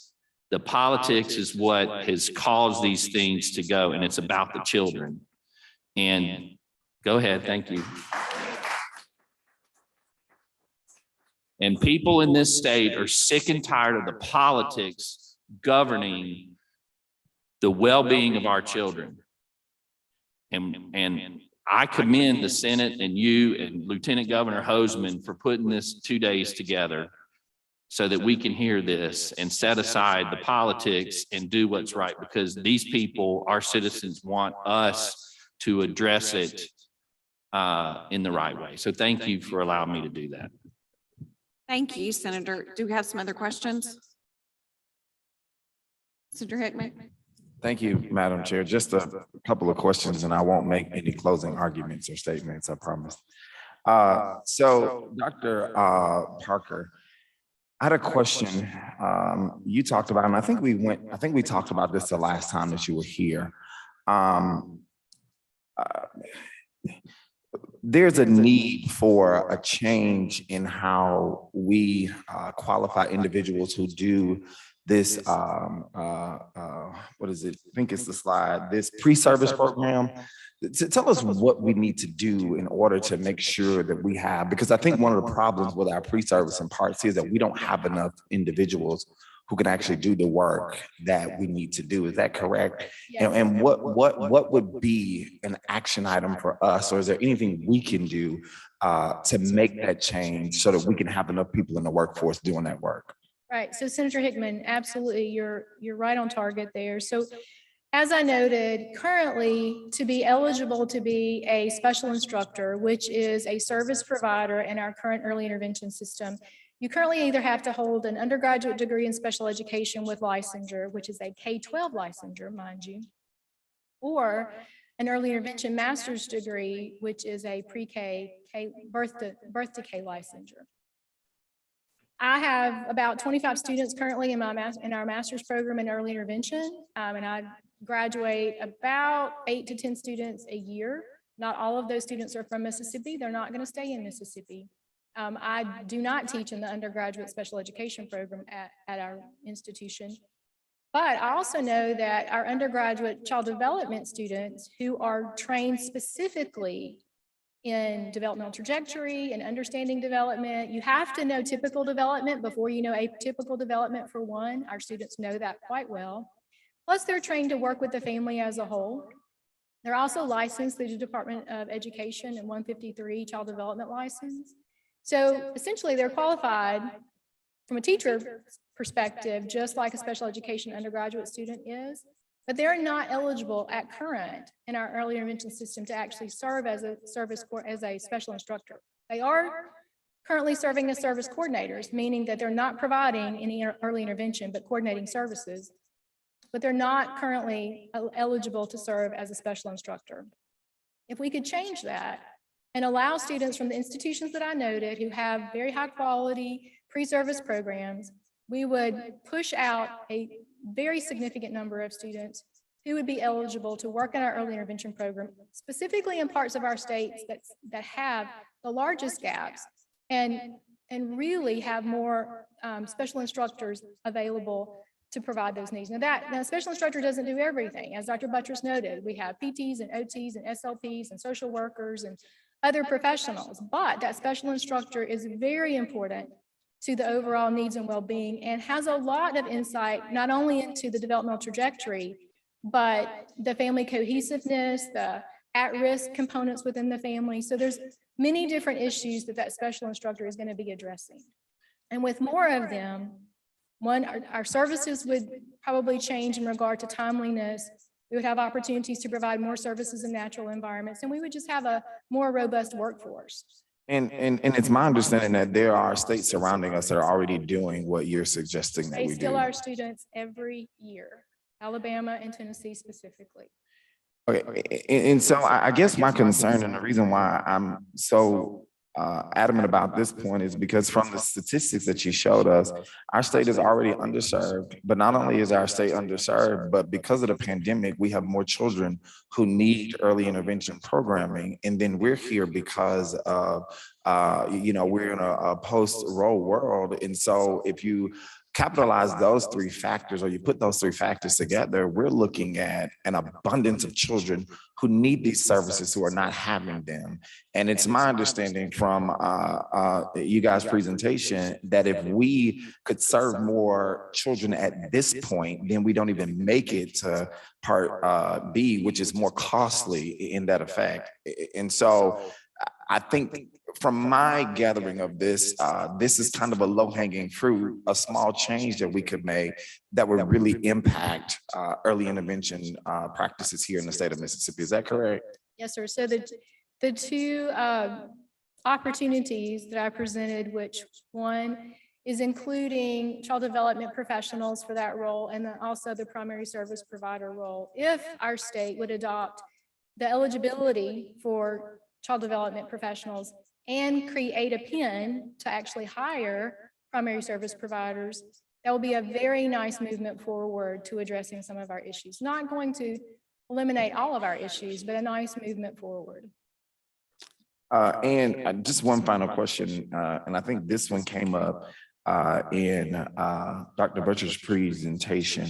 I wanted to ask you about, so you gave us kind of a general statement that if we serve more people in Part C, we would actually save money that we wouldn't have to put into Part B. So what, if you have any factors, what does that saving look like? So if we fully fulfilled our obligation and served our max amount of individuals in Part C with early intervention, what would that save the state, or what would that look like? They're actually, I don't have those dollars before me, but I can get that for you. It would save a great deal of money, because what you're looking at is taking children in early intervention with mild disabilities. Typically, their speech language or some mild fine motor or social emotional deficits, and getting them ready to learn by the time they enter kindergarten, so that they don't struggle when they enter kindergarten. There was a survey, I don't think I mentioned this today, a survey done on public school kindergarten teachers on kindergarten readiness, and the kindergarten teachers noted that about upwards of 48% of children were entering kindergarten not ready to learn. So most of those children, that huge percentage, didn't have learning disabilities or special needs. They just weren't prepared because of some mild issues that could have saved dollars from repeat kindergarten or repeat grades later. But I can get you those dollars. They are there. And I'm sorry I don't have them right. No, just one other thing that leads directly into that. Again, my concern is this threefold increase that we could see from the pandemic, plus what we're going to see post-Dobbs. I guess my question too, how does that work into our future workforce if we were able to? Does that bring us in more tax dollars and give us a more robust workforce if we're able to see these children way over here?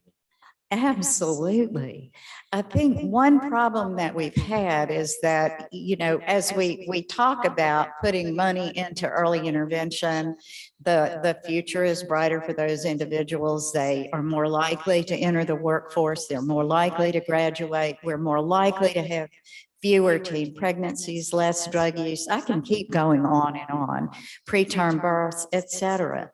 All of that, if we intervene early and help families out early, because this is, yes, we are talking about children, but I think what we forget is there's such a ripple effect. You're not just helping the child. You are helping the family. You are helping the teachers. You are helping the child care workers. You're helping everybody, because if you help a child who's struggling with behavior or learning, then you're helping the community. It's this back and forth. And I think probably one mistake I made most of my career is trying to convince people that it's the right thing to do because they're children. It's the right thing to do if we want to have a future in Mississippi. That's the bottom line. We will make a difference. We will save dollars. Other states have shown that.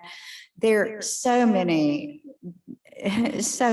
studies out there looking at what one can do for a community by intervening early. Look at our pre-K collaboratives. I want to give a shout out, by the way, back to what Senator Wiggins was saying. The pre-K collaboratives are a shining star nationally.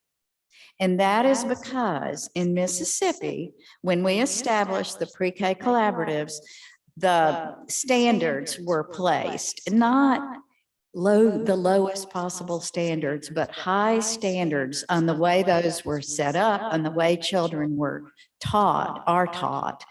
And they are a shining star nationally. You can look at that and see we can do it.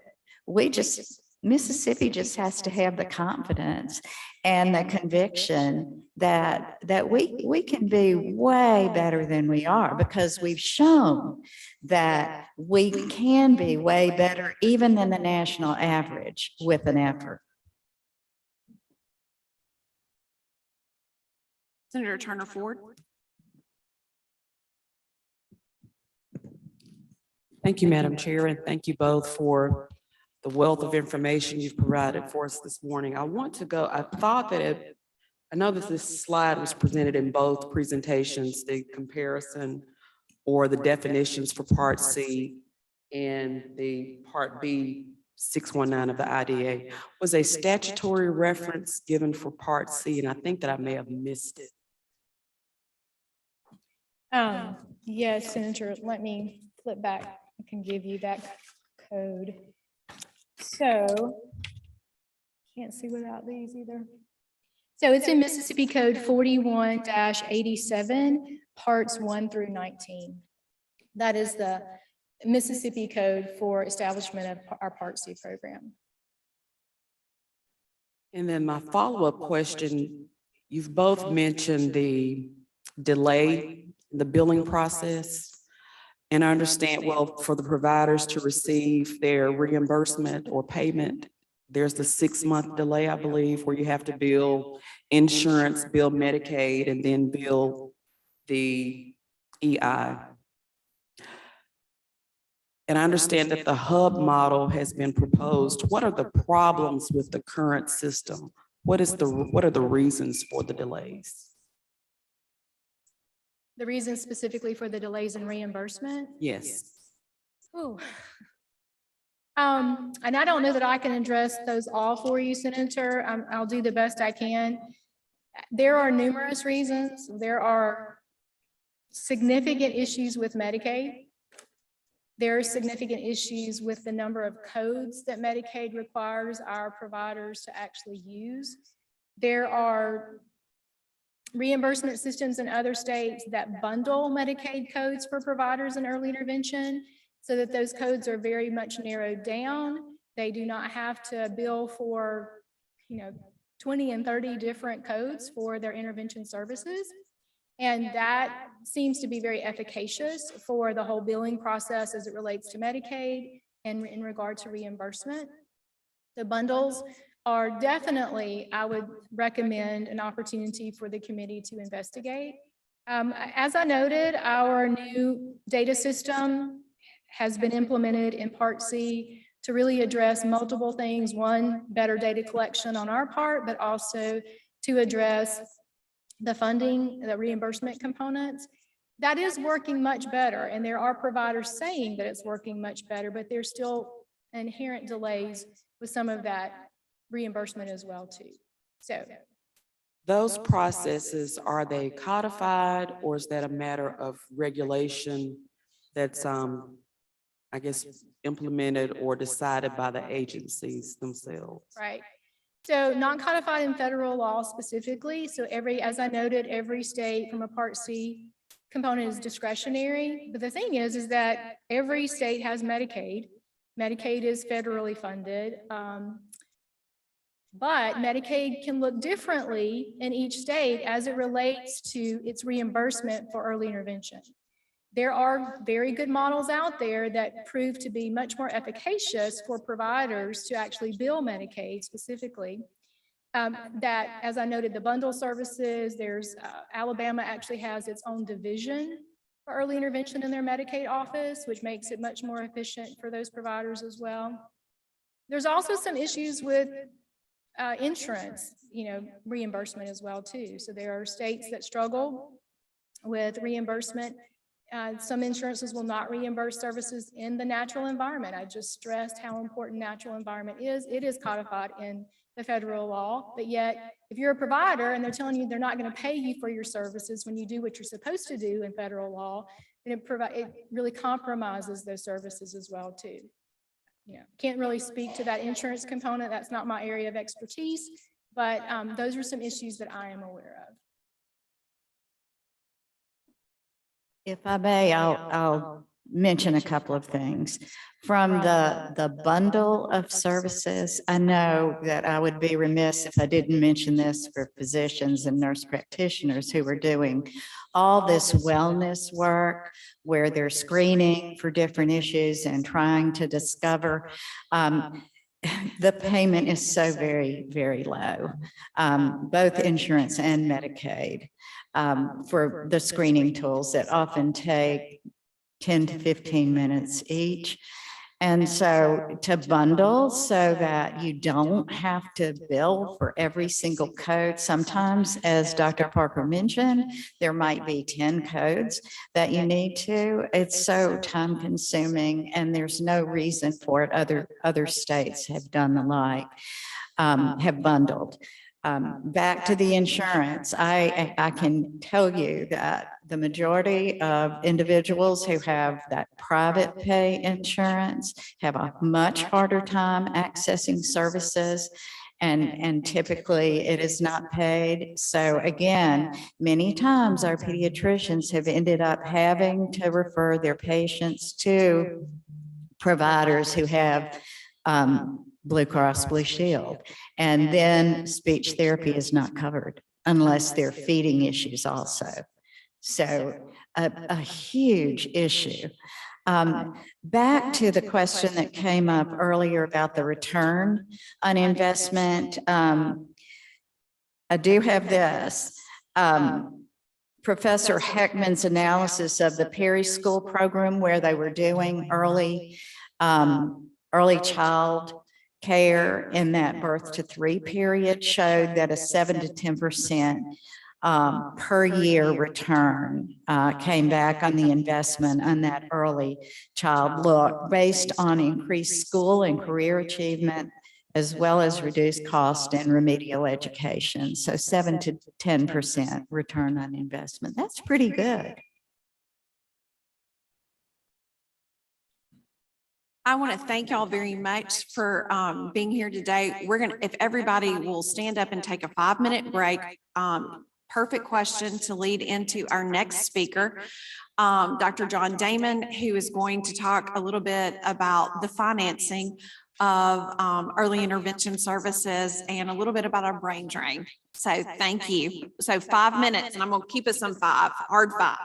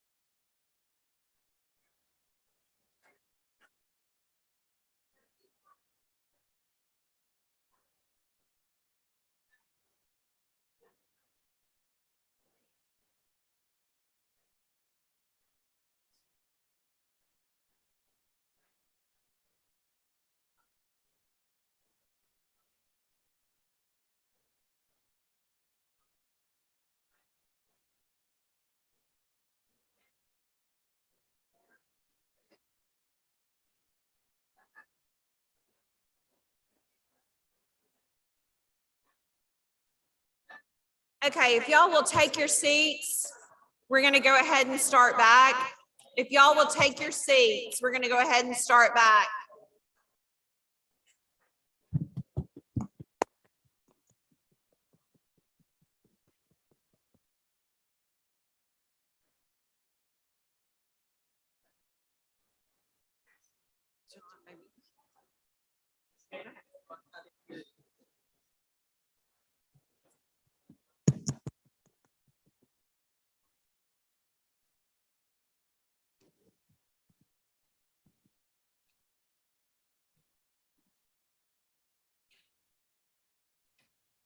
All right, Dr. Damon, if you will enlighten us. Well, I'll do my best. Thank you, Madam Chair and committee members. I know you have been inundated with much by way of data and information.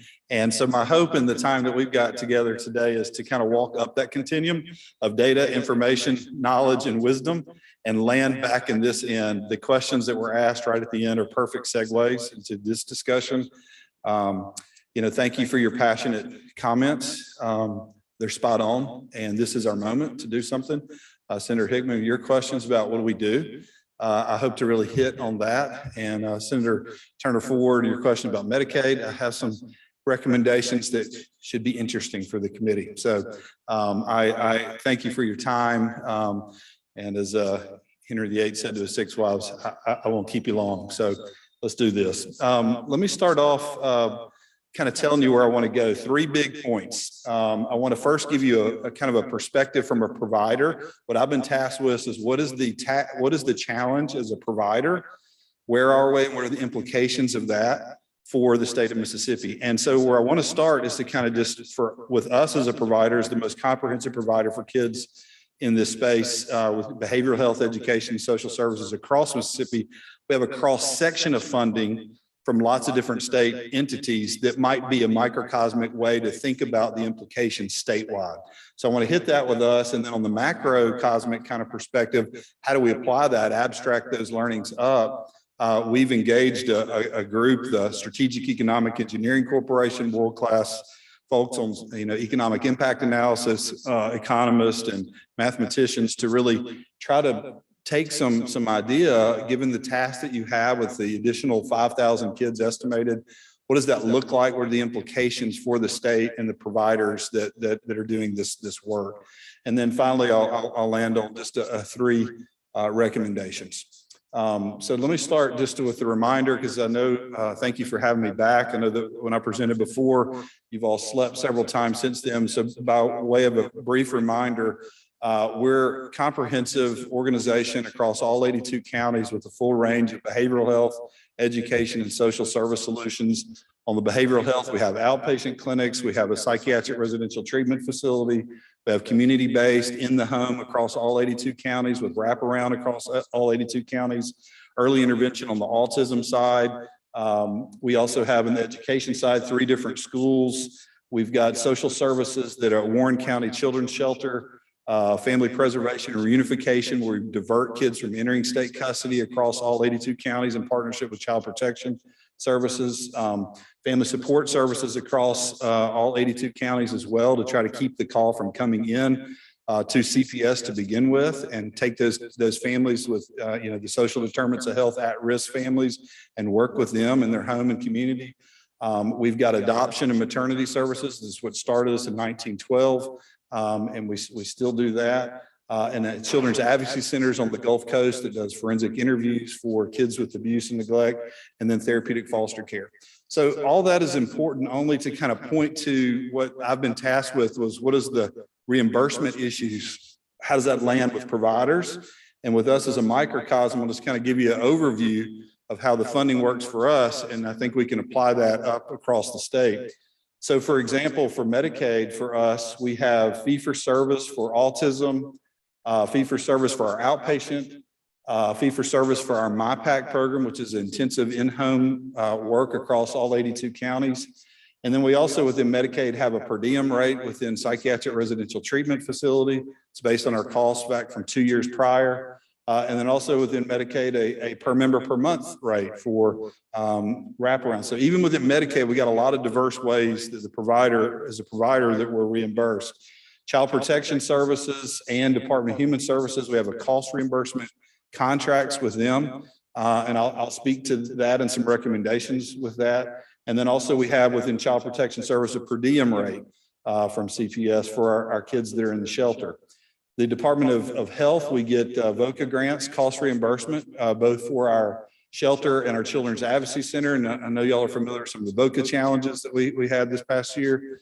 And then the Department of Education is also a per diem rate for kids with an individualized education plan whose school district makes those referrals. So as you can kind of see, a cross section of revenue from one provider. As you can see, the top picture here, the top green, 84% of all of our funding is from state and government contracts. And that's going to come into bear when we talk about recommendations and how we think about that for providers and how to abstract that application up. So let me move to that. What does that mean for the state? And how do we learn from that and take some of the data and apply it? Y'all have seen this statistic. I just want to put this back up again as a reminder of the brain drain. I know this was put forward by the state auditor's office of how many kids graduating from our institutions are leaving the state of Mississippi. And what I want to do at this point, because primarily where we're in the space of mental health and foster care, is kind of double click into that. And what does that brain drain look like on the provider network, and the very real concerns that we have as we add additional weight to an already stressed system. And what happens when you have a stress fractures in our systems, which we have today, and you add additional weight on that, those stress fractures become compound fractures.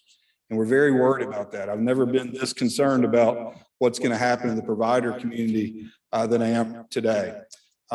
So here's where some statistics, and I'll be glad to get you source information of all this from the Strategic Economic Engineering Corporation.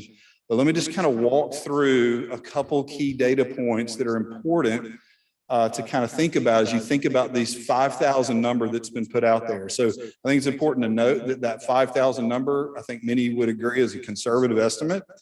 Okay, very conservative estimate. All this data points that I'm going to apply to that number are also very conservative estimates. So what I'm going to give you is very conservative estimates across the board.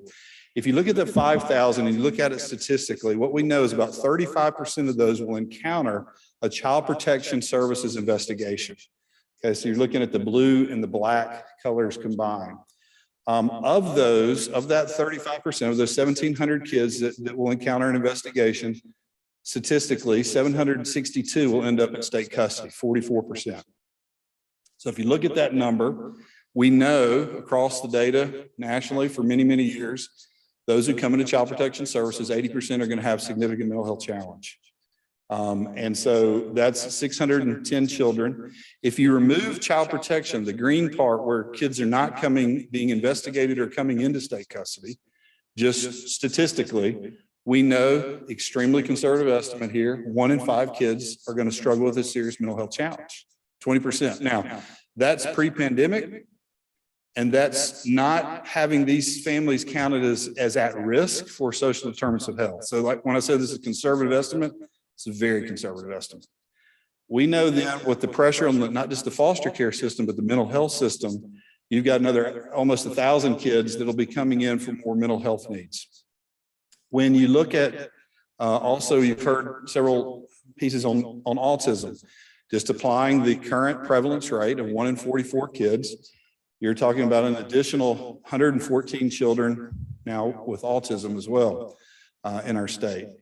Now, what that in particular concerns, you look at the implications of a stressed system. You're talking about a 20% increase of those in custody and foster care across our state right now. When you add 762 to the initial, that's a 20% increase. The cost, and there's been a lot of research on this, has been done to really look at what is the turnover cost when you increase workload. Okay, so this is a real important point as you think about child welfare, the mental health system, and those caring for those who are at risk. You are looking at a $4 million cost in turnover by excess foster care caseloads. In other words, 133 turnover as a result of increased caseload in foster care. That's a $70.9 million cost of caring for children in foster care. And that number is a multiplier of Casey's estimate. Last one on the record it's from a long time ago, 2011. So we know the cost is more than that. It's a conservative estimate of $31,000 per kid per year in foster care times the number, the 762 coming into care. That's $70.9 million that you're looking at for those at-risk kids. And the additional time, when you look at that, again, the workforce turnover, that additional pressure comes to those workers is an additional cost from extending time in foster care of $53.9 million.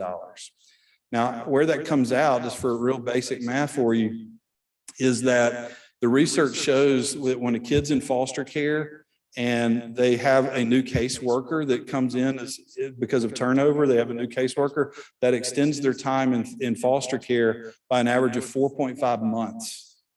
So every time we have a turnover in the system, we're extending time in care, which becomes a multiplier of additional costs for that kid, not to mention the most important cost, which is the human piece of this for kids.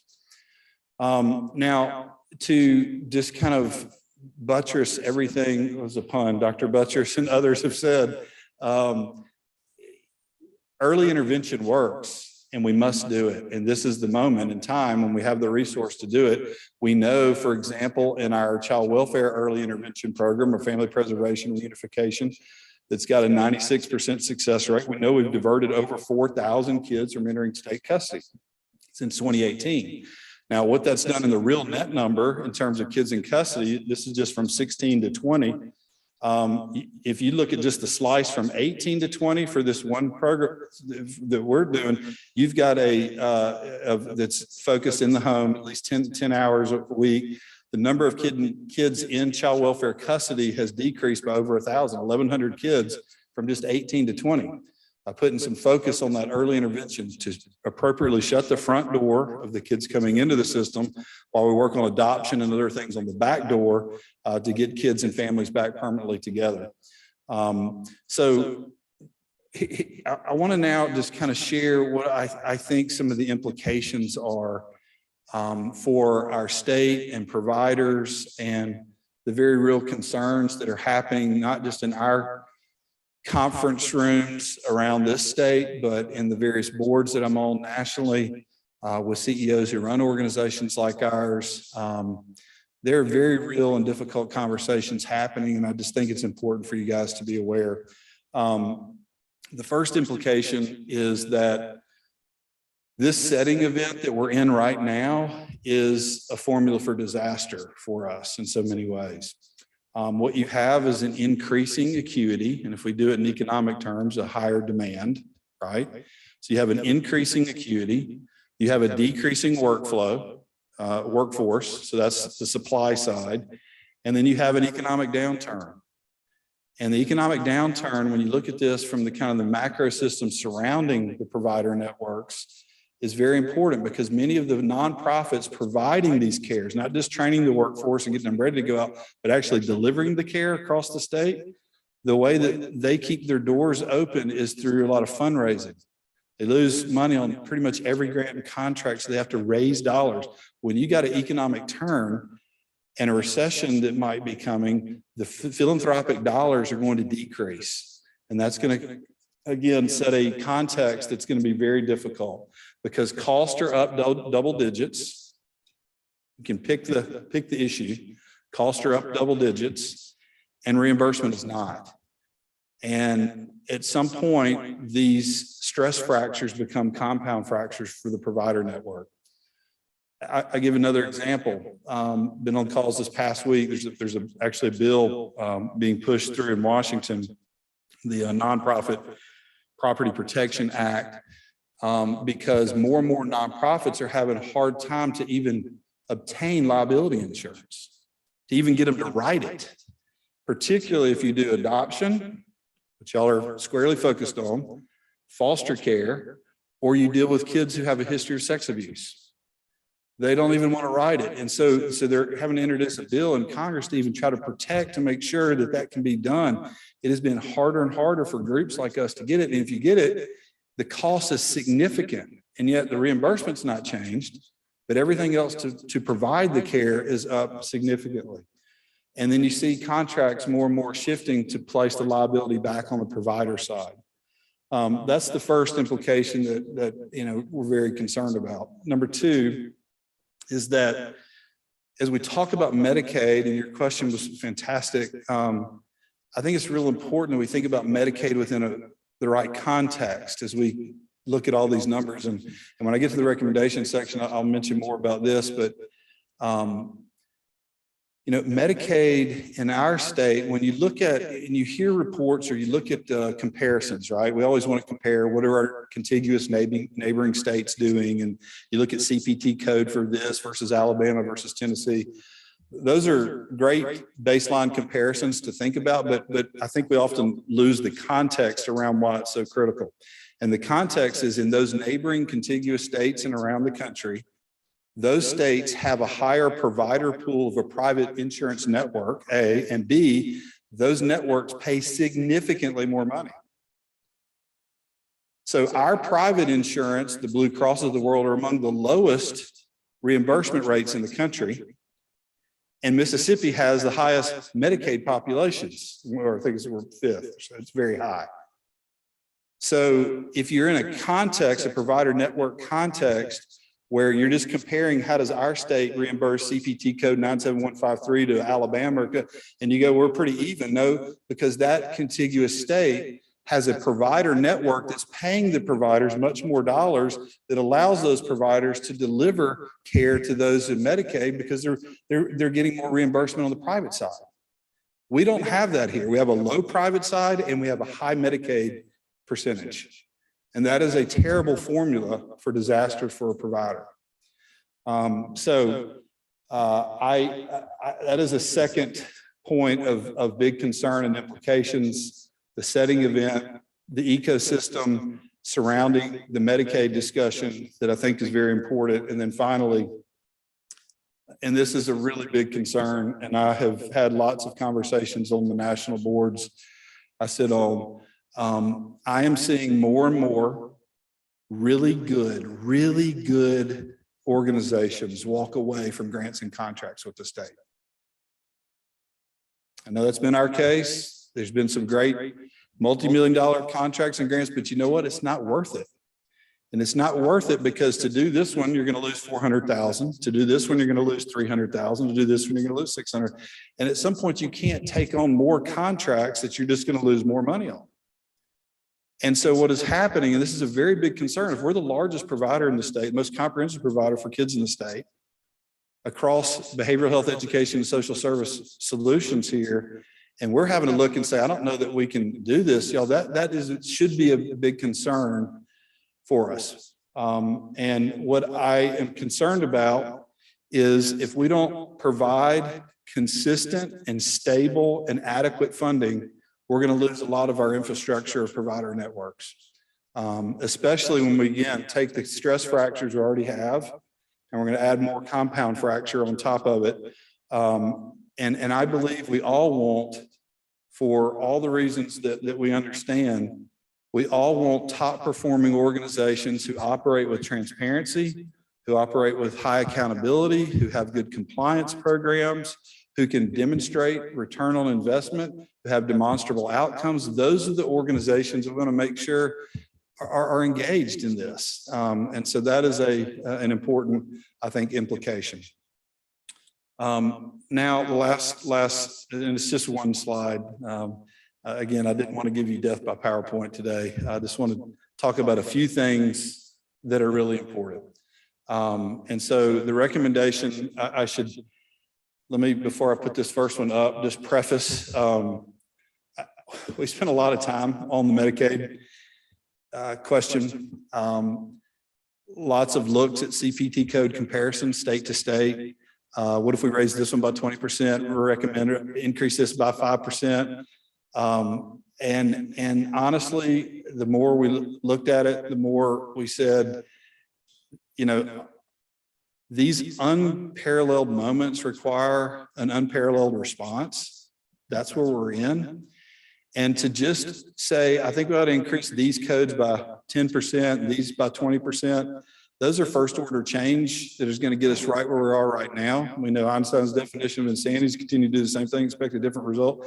We're not in that moment. So this recommendation is a second order change recommendation that I know is significant, but I think it's the right one. If we want to accomplish the goals that you guys have, that we have, which is make sure we have a Medicaid provider pool across the state, to make sure that those kids are getting that early intervention program and because you have a provider pool, and to make sure we keep the brain drain from happening in our state of people that are moving out to get services. And so that recommendation on Medicaid is very simple. I didn't give you a bunch of graphs and charts to show you how we should increase X and Y, Z codes.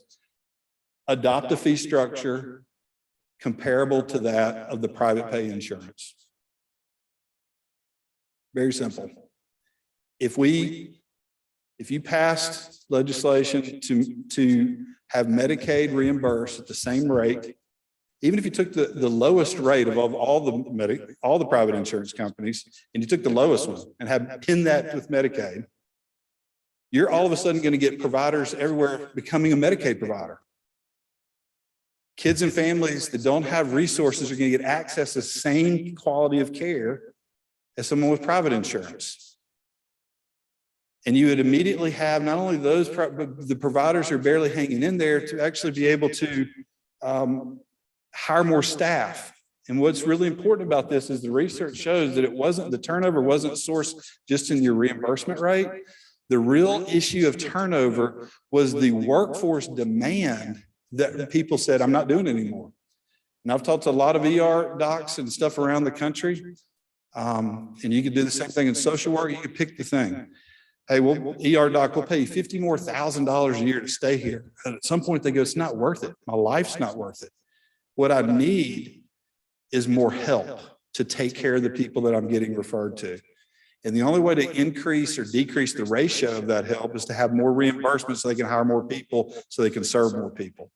So the first recommendation, I think, is the single most important intervention we can do, which is to increase the Medicaid providers and decrease that turnover rate, deliver early preventative care, stop the brain drain, and do that by pinning the Medicaid rate to the insurance rate.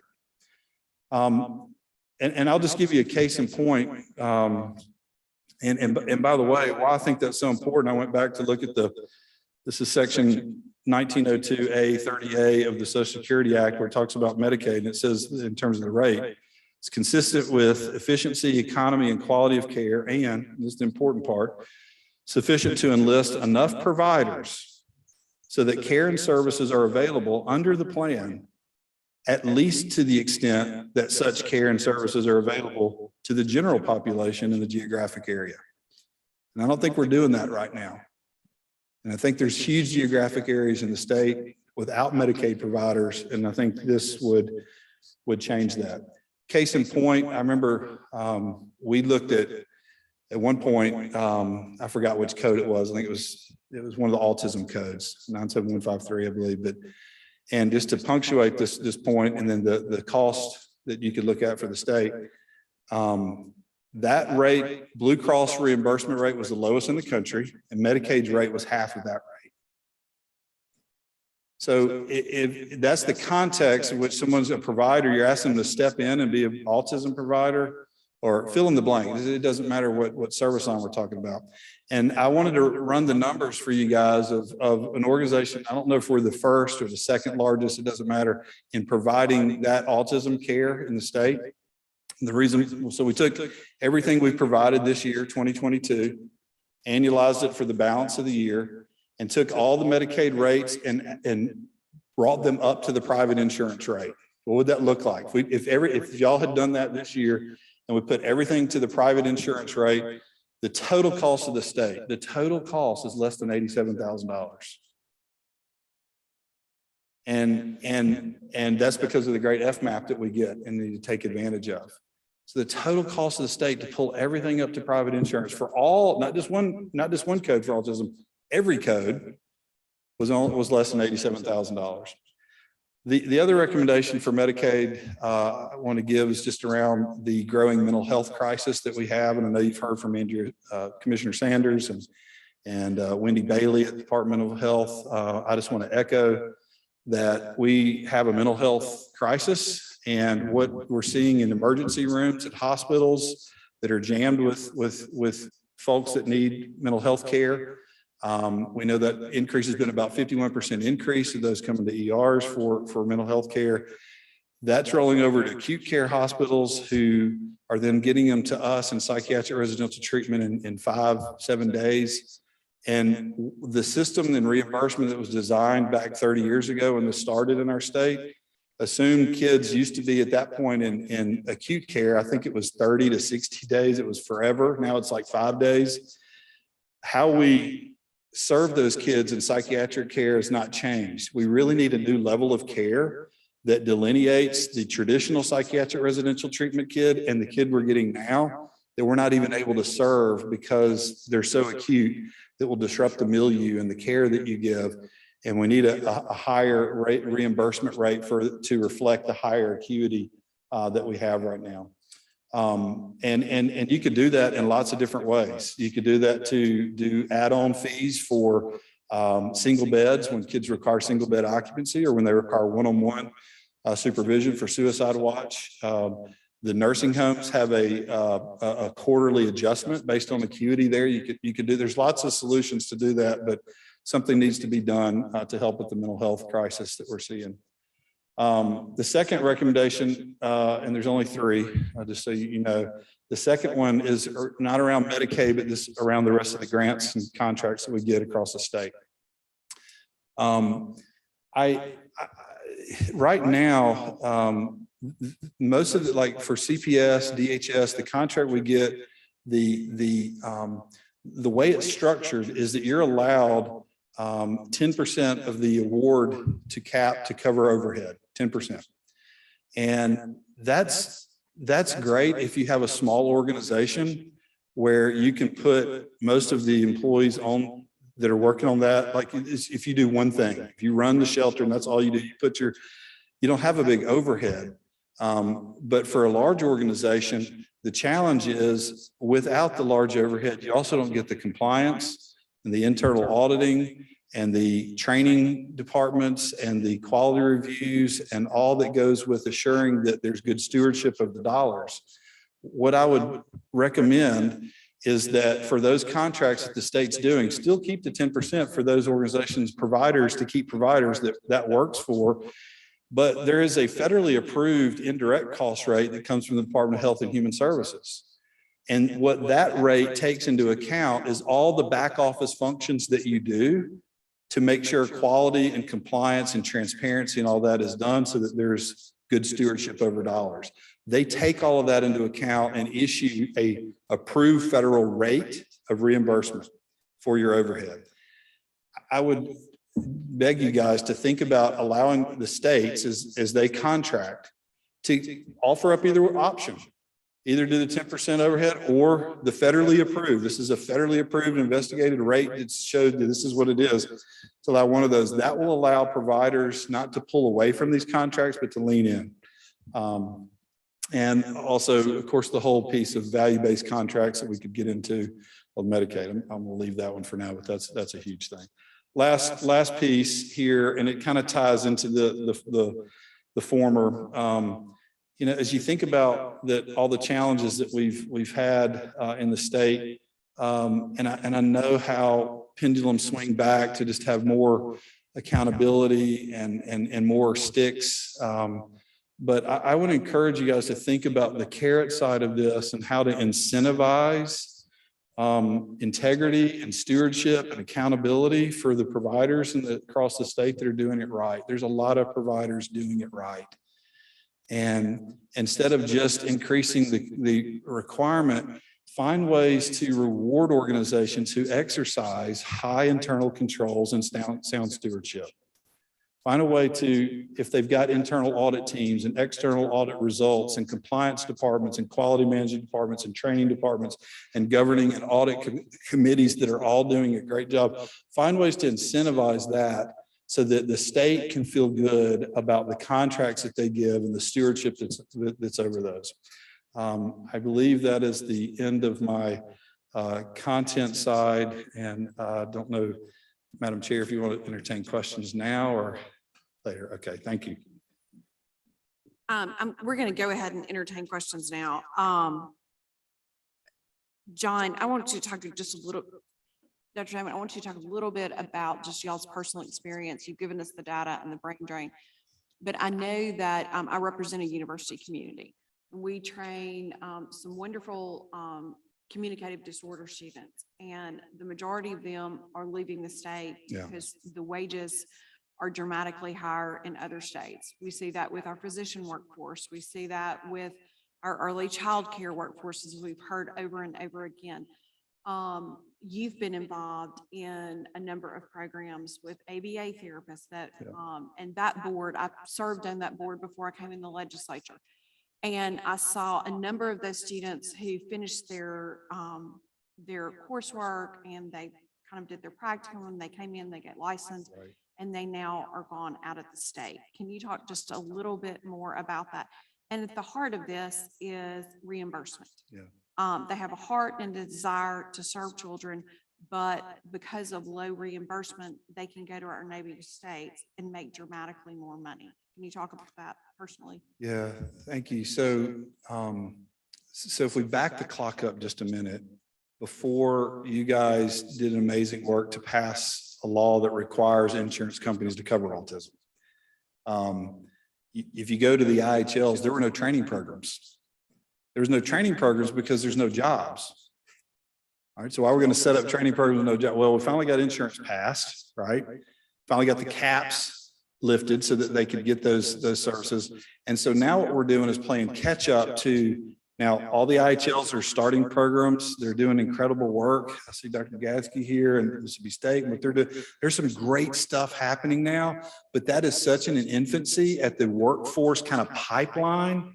And so what's happened is we haven't caught up with the reimbursements because we just got the rates. I mean, the requirement done, the rates are still so woefully low that when they finish, our state stands up these programs, they're going to where a state that's already got a mature system of reimbursement and they're leaving. And so to get people, to recruit them, to retain them, both in those programs and other programs that we do, we've had to significantly raise all of our staff's pay, as we should.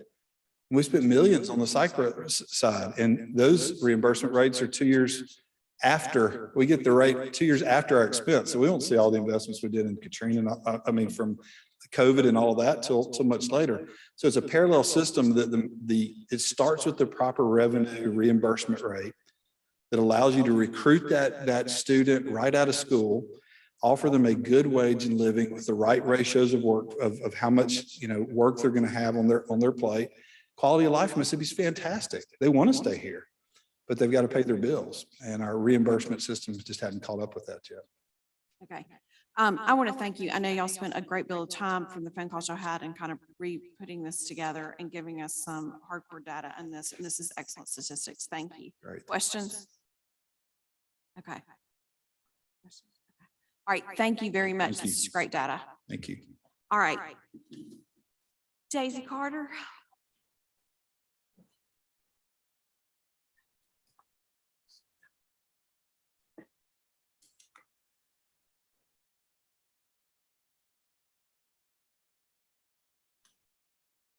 We are glad to have Excel by 5 as our next speaker.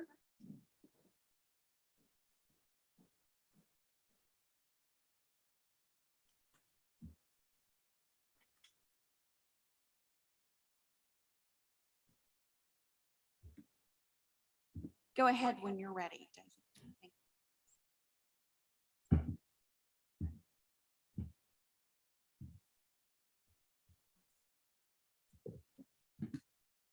Good morning. I'm Daisy Carter, and I'm the Executive Director for Excel by 5. On behalf of our team, as well as our Board of Directors, I want to thank you all for inviting us here today. We really, really appreciate it.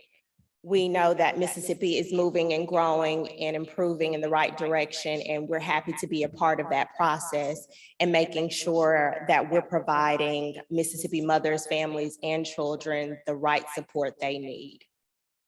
Before I share some information about Excel by 5, I kind of wanted to give some facts about Mississippi on where we stand.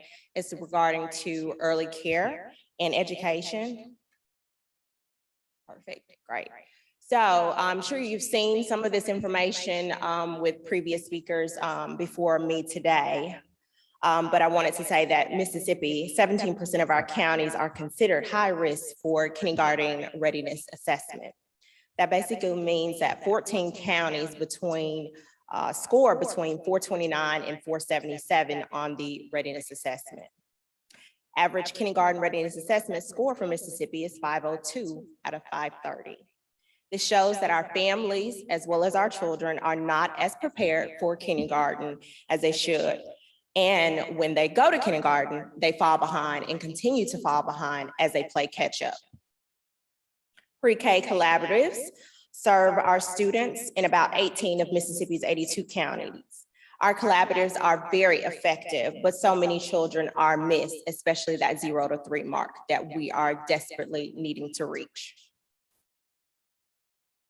So how's Excel by 5 improving those outcomes? Excel by 5 is doing a lot of groundwork, and we are in a lot of communities in Mississippi. Of those 14 high-risk counties, 4 are interested communities of Excel by 5. So that basically means they've contacted Excel by 5 and said, hey, what do you do? Great, we need you. And so we are there.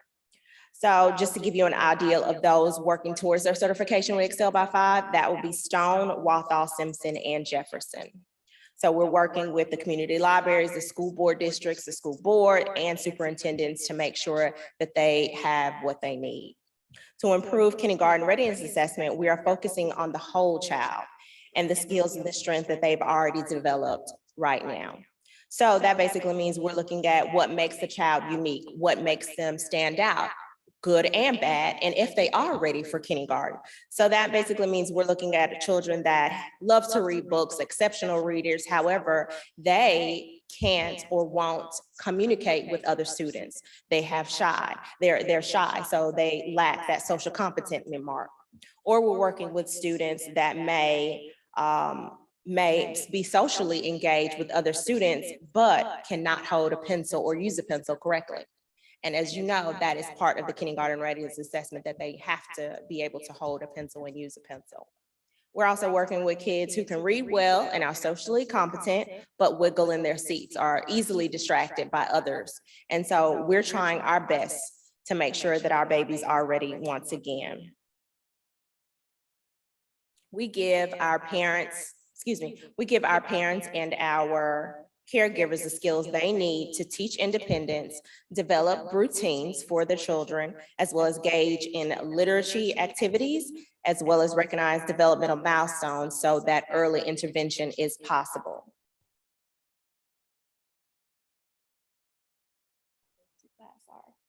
Okay, and with the collaborative reaching about 25% of 4-year-olds in Mississippi and supporting our pre-K teachers, Excel by 5 reaches about 32% of 0 to 5-year-olds in Mississippi through certified communities, and we establish foundations that are vital for continued success.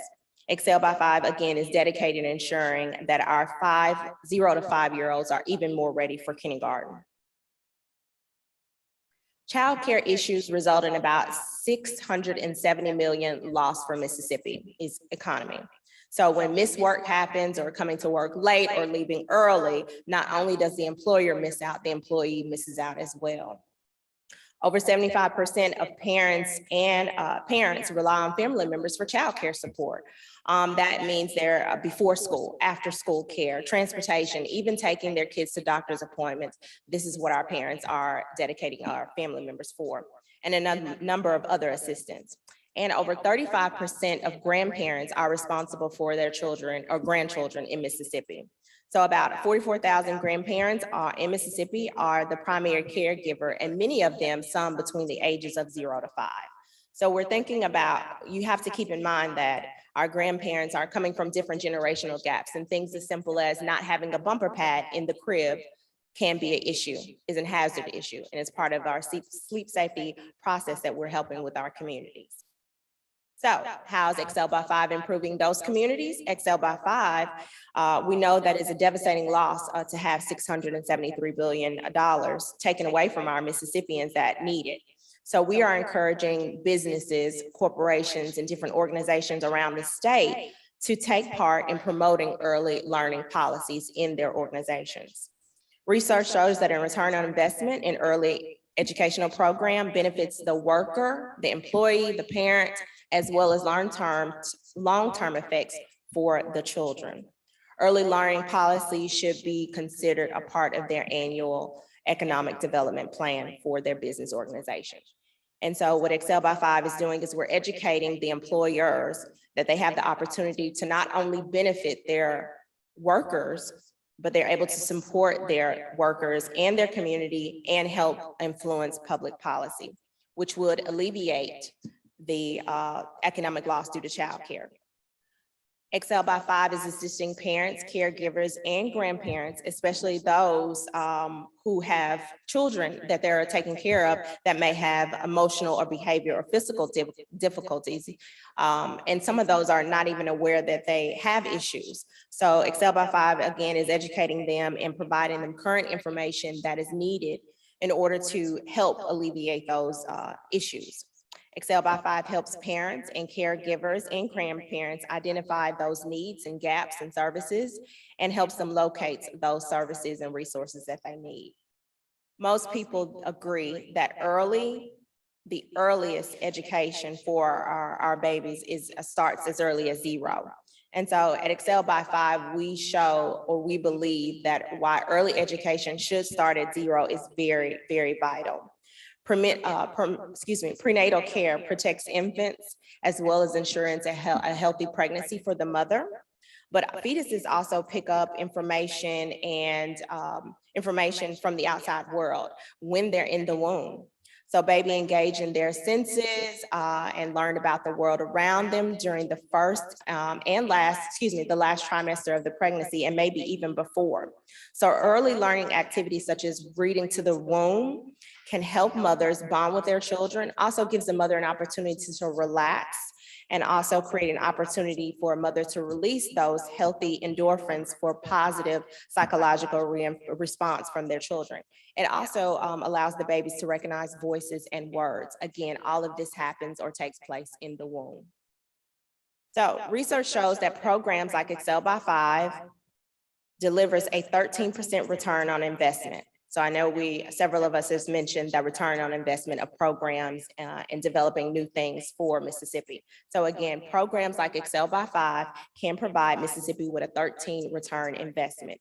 More years of education will include more long-term employment and better health for adults. So quickly, what's Excel by 5?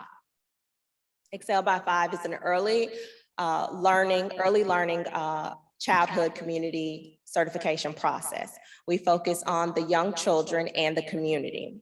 We emphasize the important roles that parents and caregivers play in a child's life, again, 0 to 5. The goal for communities is to work strategically to build a unified system to leverage success for families and young children. That basically means we're bringing the village to the community. We all know that it does take a village to raise a child, so we're just making sure that we put emphasis in that community that, hey, you have what you need, and if you don't, we can help you get it there. So Excel by 5 is currently in 40 communities in Mississippi. We have 4 candidate communities that are going through the certification process, and we have 36 that have already certified. We certify communities, not individuals or organizations. So everyone has to be brought to the table in order for them to be certified. As you can see on our map, we are all over Mississippi, and we're happy to be all over Mississippi, and we're looking forward to growing even more. We have 4 focus areas, and our 4 focus areas are community involvement, family and parent support, as well as early care and education, health and safety.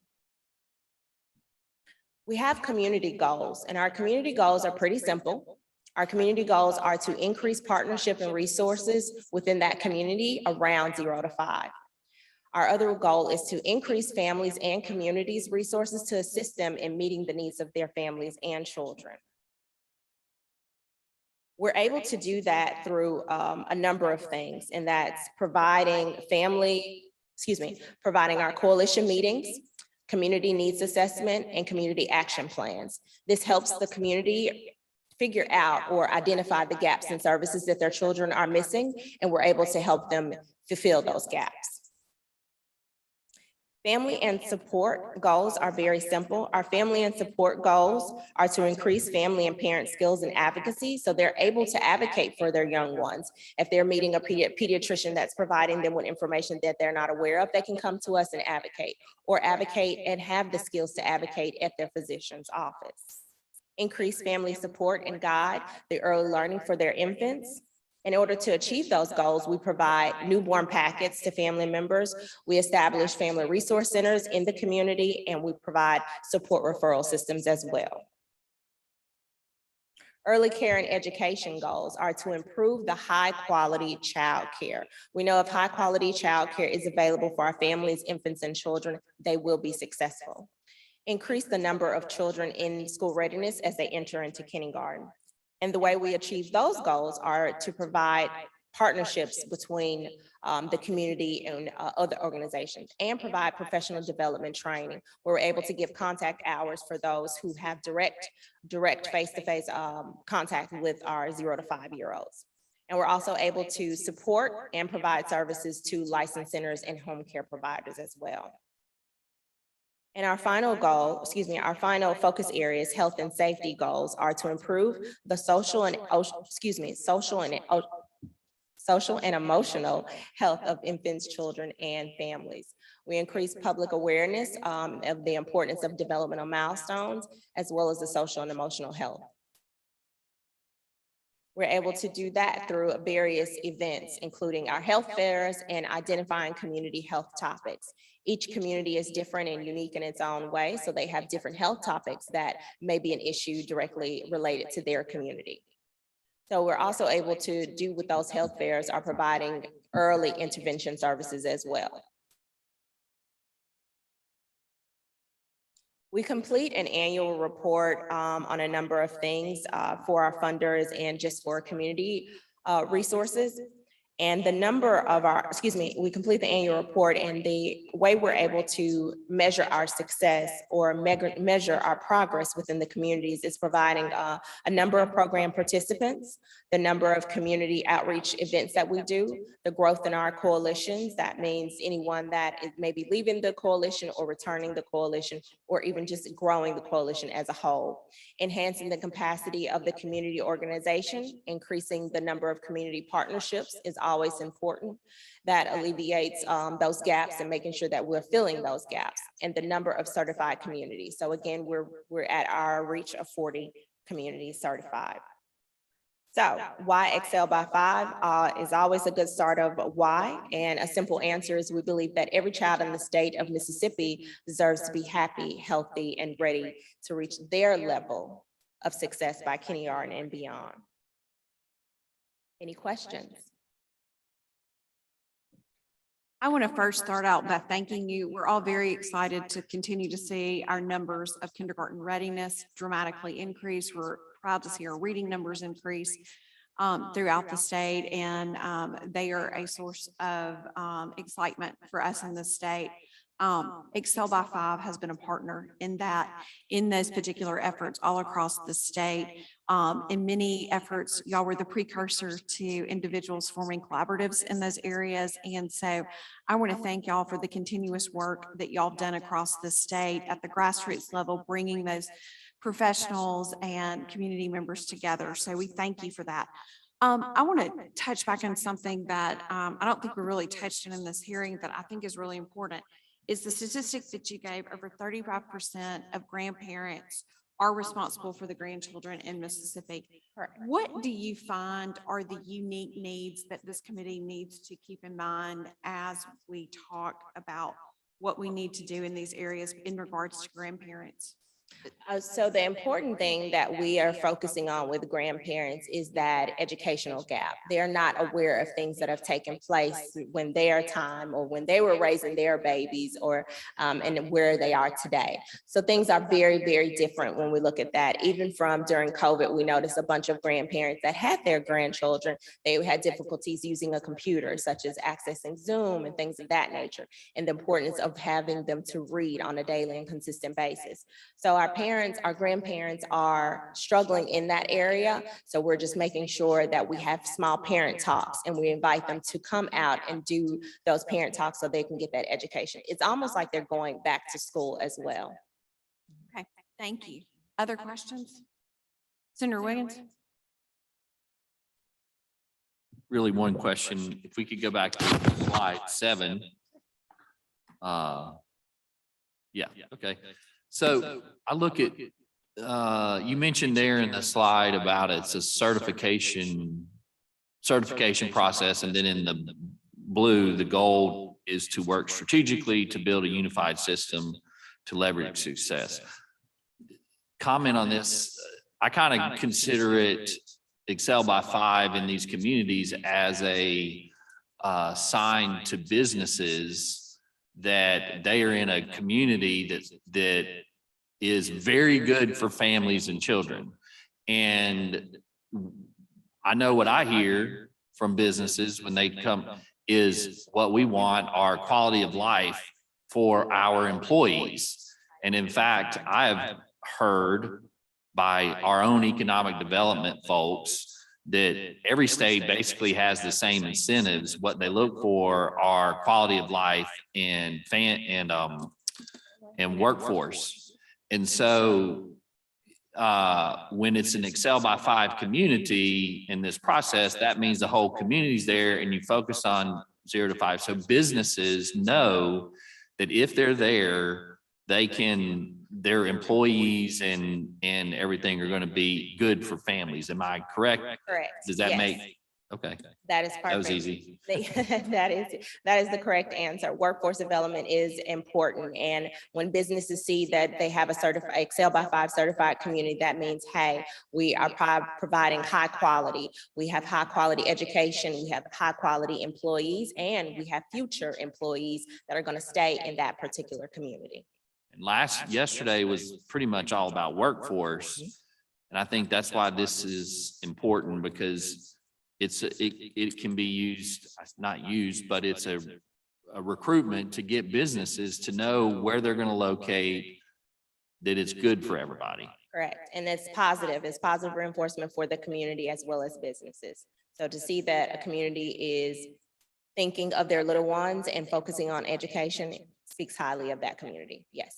Okay. And I think what's good, just to finish up, is it doesn't have to be in just, you're located in your smaller communities too. I mean, what we would consider rural. And so it's not just South Mississippi or North Mississippi, you're in other places too. So this is something that any community can do. Anyone can, we actually do not solicit for our program. They actually contact us based off the collaboratives, based off of what they've seen in the public eye or have heard word from mouth about how Excel by 5 works and what the benefit it does bring to the communities as well as the schools. So I guess to that point, then communities that want to increase their businesses, want to provide a good business, they can do this as a quote recruitment tool to bring businesses into their communities. Oh, yes, and keep their employers. Yes. Okay, thank you. Thank you. Thank you, Madam Chair. Thank you. Just one question. So how would a community, if they wanted to get involved or have Excel by 5 in their community, how would they?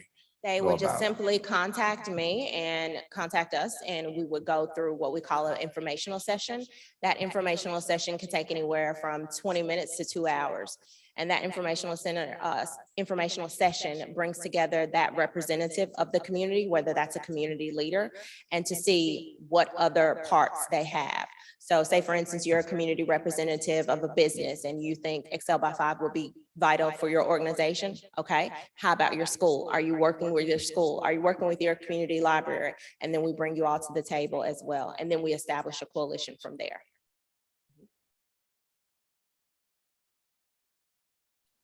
Thank you so much, and we appreciate the work and look forward to seeing y'all's continued work around the state. Thank So, you. Thank you. Okay, we.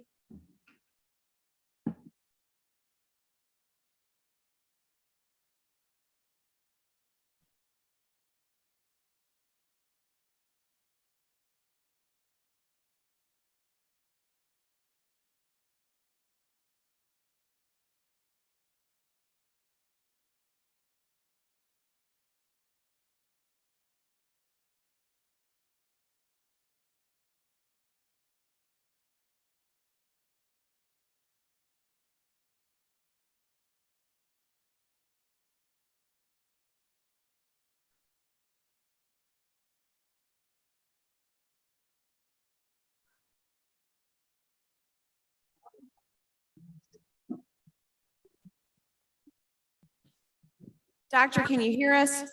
Yes, Okay, wonderful. Oh, there you are. Good to see you. you too. We are delighted to have you here today. This is the Center for Population Studies at the University of Mississippi, and we apologize for running a little bit late and you hanging in there with us. So if you will, we've got your presentation. So if you will go ahead, please. Thank you. Excellent. So thank you, Madam Chairman. First, let me apologize for our presence on Zoom. This is not normally how we would prefer to do this, but we very much appreciate the opportunity to join you, and thank you for having us. So my name is Annie Kafer. I'm the director of the University of Mississippi Center for Population Studies. This center houses the State Data Center. Ooh, should I share the PowerPoint, or do you all have it up somewhere? That would be great if you could share the PowerPoint. Let me do that. I just realized I was talking and there's no slide for context.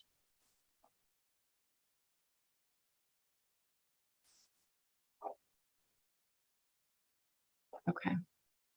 Now this will be the trick. You would think 4 years of Zoom.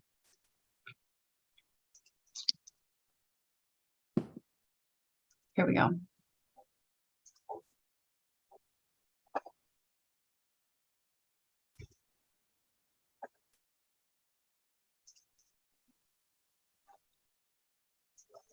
Okay.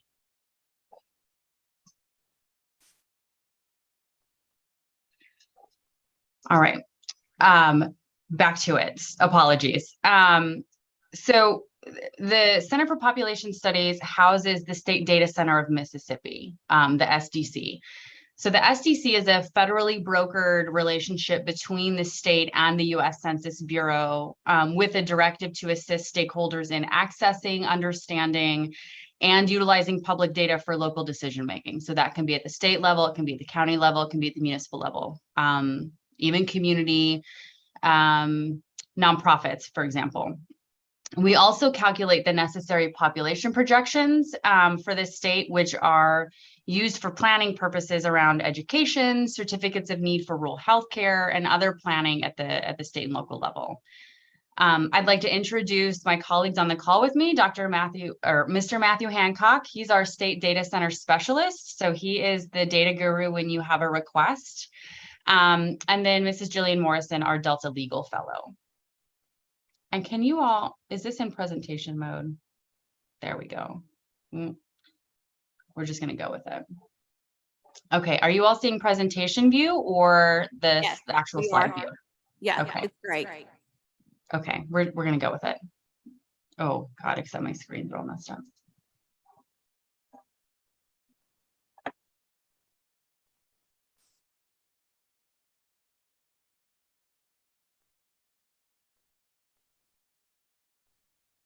Hold on 1 second. I'm sorry. I'm so sorry.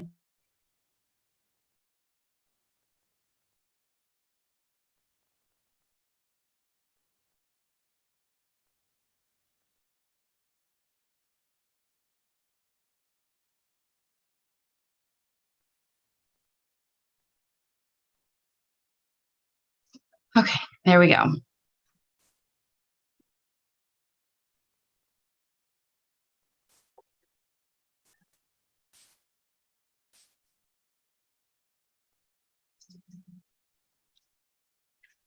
Okay, so today we've been asked to present public data related to women, children, and families within Mississippi. And, we hope this information is helpful as you work through how to best serve our state.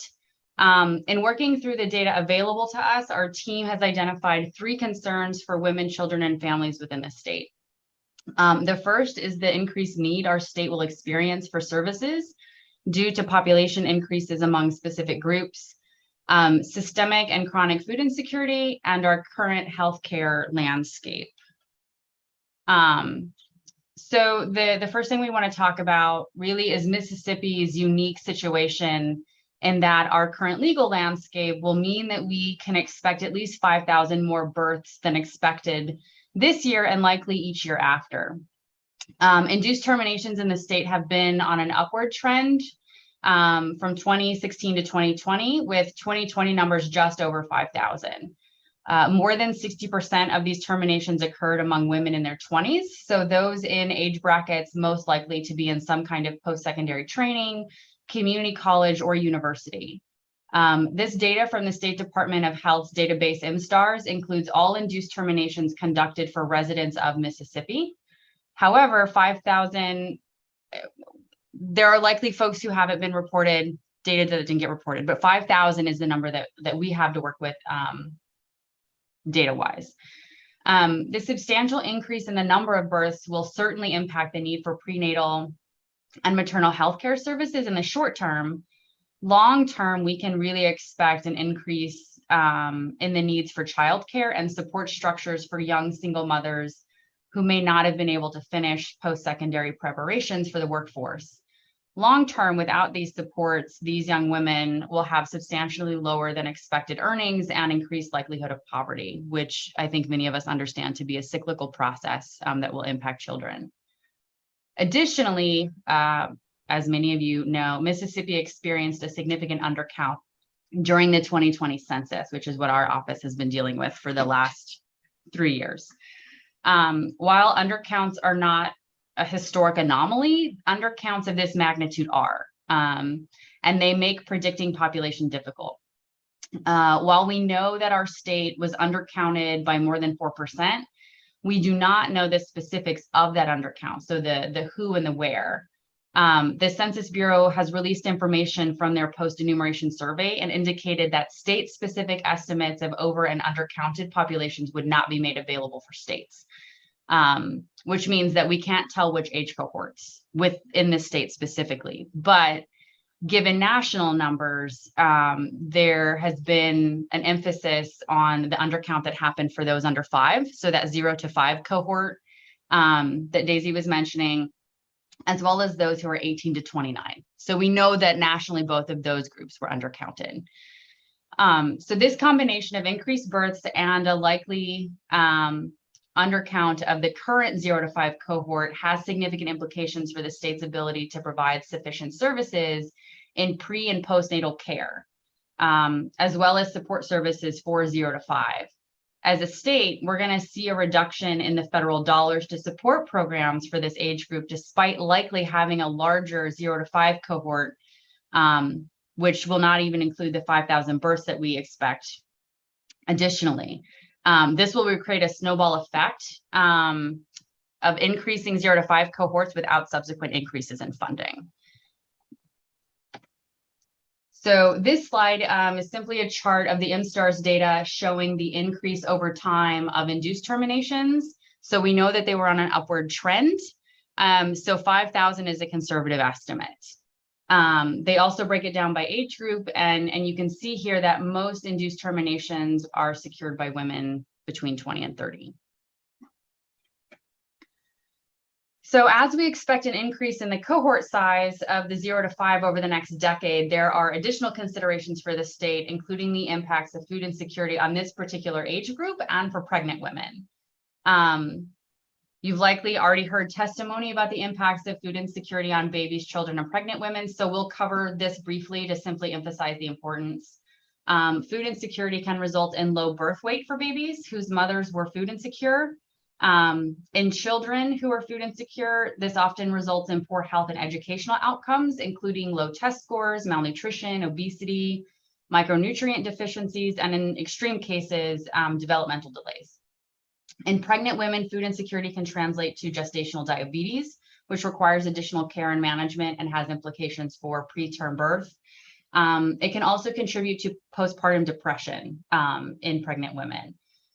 This is really important. I think a recent needs assessment conducted for the Mississippi State Department of Health indicates that postpartum depression was a top concern for both mothers and providers in the state, and a significant contributor to substance misuse and accidental death from overdose.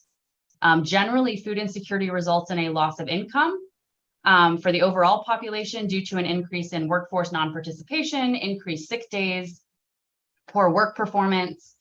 Food insecurity can also increase healthcare costs, as those who are food insecure also tend to struggle with comorbid conditions such as obesity, diabetes, and other nutritionally related chronic conditions that require constant management. This combination of underemployment or unemployment and increased disease burden can also increase the demand for social services. So these slides simply capture some of the high concern areas within the state. Every county in our state has at least some percentage of children who are food insecure. So here the data ranges from anywhere between 11% and 41%. That's your chart there on the left. Additionally, most counties in our state have households where members go hungry, with the highest percentage being a few counties are in the 50% of households have someone who is not eating regularly. So we'd like to wrap up our testimony with an overview of the healthcare landscape, which again, you may have already heard testimony on this, and this presentation will simply emphasize what you already know. Given the concerns around increased births and the 0 to 5 cohort over the next decade, combined with insufficient federal funding and current limitations in our prenatal and maternal healthcare infrastructure and the food environment, it's complicated. We can expect to see an increase in the number of children born without prenatal care and likely to food insecure households. So for babies, this increases the risk of preterm delivery. It increases their risk of dying from SIDS. And without prenatal care, it also increases the risk of infant death by about 40%. And recall that food insecurity also increases the likelihood that these babies will be born at a low birth weight, and that has additional complications. For children who are born preterm or low birth weight, this can also result in developmental delays, both short and long-term disabilities such as blindness and deafness, and can result in lower math and reading scores as the issues, become compounded with age. For pregnant women, reduced access to prenatal care makes them 3 times more likely to have a low birth weight baby and 3 to 4 times more likely to die. The long-term effects of our population include overall reduced educational attainment, and inhibiting our ability to really invest in human capital development. We're going to see more individuals dropping out of high school. This can also translate to reduced earnings and workforce participation. And as mentioned above, poverty is certainly associated with an increased likelihood of food insecurity and therefore obesity and other chronic conditions, combined with an increase in the number of children with health conditions who will matriculate into adulthood with developmental delays or other disabilities. This will increase the need for healthcare services as well as other social services such as adult daycare, for example. The remaining slides are really designed to illustrate some of our state's pain points as it relates to prenatal and maternal health care. This is data pulled from the March of Dimes. This first slide shows maternity care deserts. So counties are classified as a desert by March of Dimes if they have no hospitals providing obstetric care, if they have no birth centers, no OBGYN, and no certified nurse midwives. So you have to meet all of those to be in that threshold of a maternity care desert. And as you can see, roughly 50% of our counties are maternity deserts, with an additional 10 counties having low access. These following slides help us understand the components of maternity deserts more clearly, so the different pieces of that designation. For example, in this map, you can see that more than 50 of our counties, not 50%, 50 total counties, have no hospitals or birth centers. So folks are having to travel out of county to receive even prenatal care. In this map, you can see that more than half of our counties have no obstetric provider, right? So no OBGYN. This increases the barriers to accessing prenatal care. And I'll use an example. So in Lafayette County, which on the map appears to be well-resourced, there are 2 clinics with multiple providers. But because the surrounding counties have so few providers, both clinics are no longer accepting new patients who are not currently pregnant, and appointments for new patients being scheduled are much closer to the end of their first trimester rather than the standard 8-week gestational period. So fewer providers in other spaces are creating an overburdened system in counties that appear well-resourced. Additionally, this has implications for women who may not need prenatal care but do require reproductive healthcare services. So in this map, you can see that for nearly all of Mississippi's counties, at least half of births are covered by Medicaid. Because of federal formulas that rely on the census counts, we can expect fewer Medicaid dollars to cover these costs. And this will increase the health cost burden to hospitals and the state, increasing risk of closure. And then our final map, because I realize these things can be tedious. The final map here shows roughly 75% of counties that have at least 50 babies that are preterm and require hospitalization that have to be hospitalized outside of the county. So in this map, I think there are two takeaways, 2 important indicators. The first, that counties with substantial preterm births, we have a lot of them. And while there are many contributing factors to preterm births, food insecurity and lack of prenatal care are significant contributors.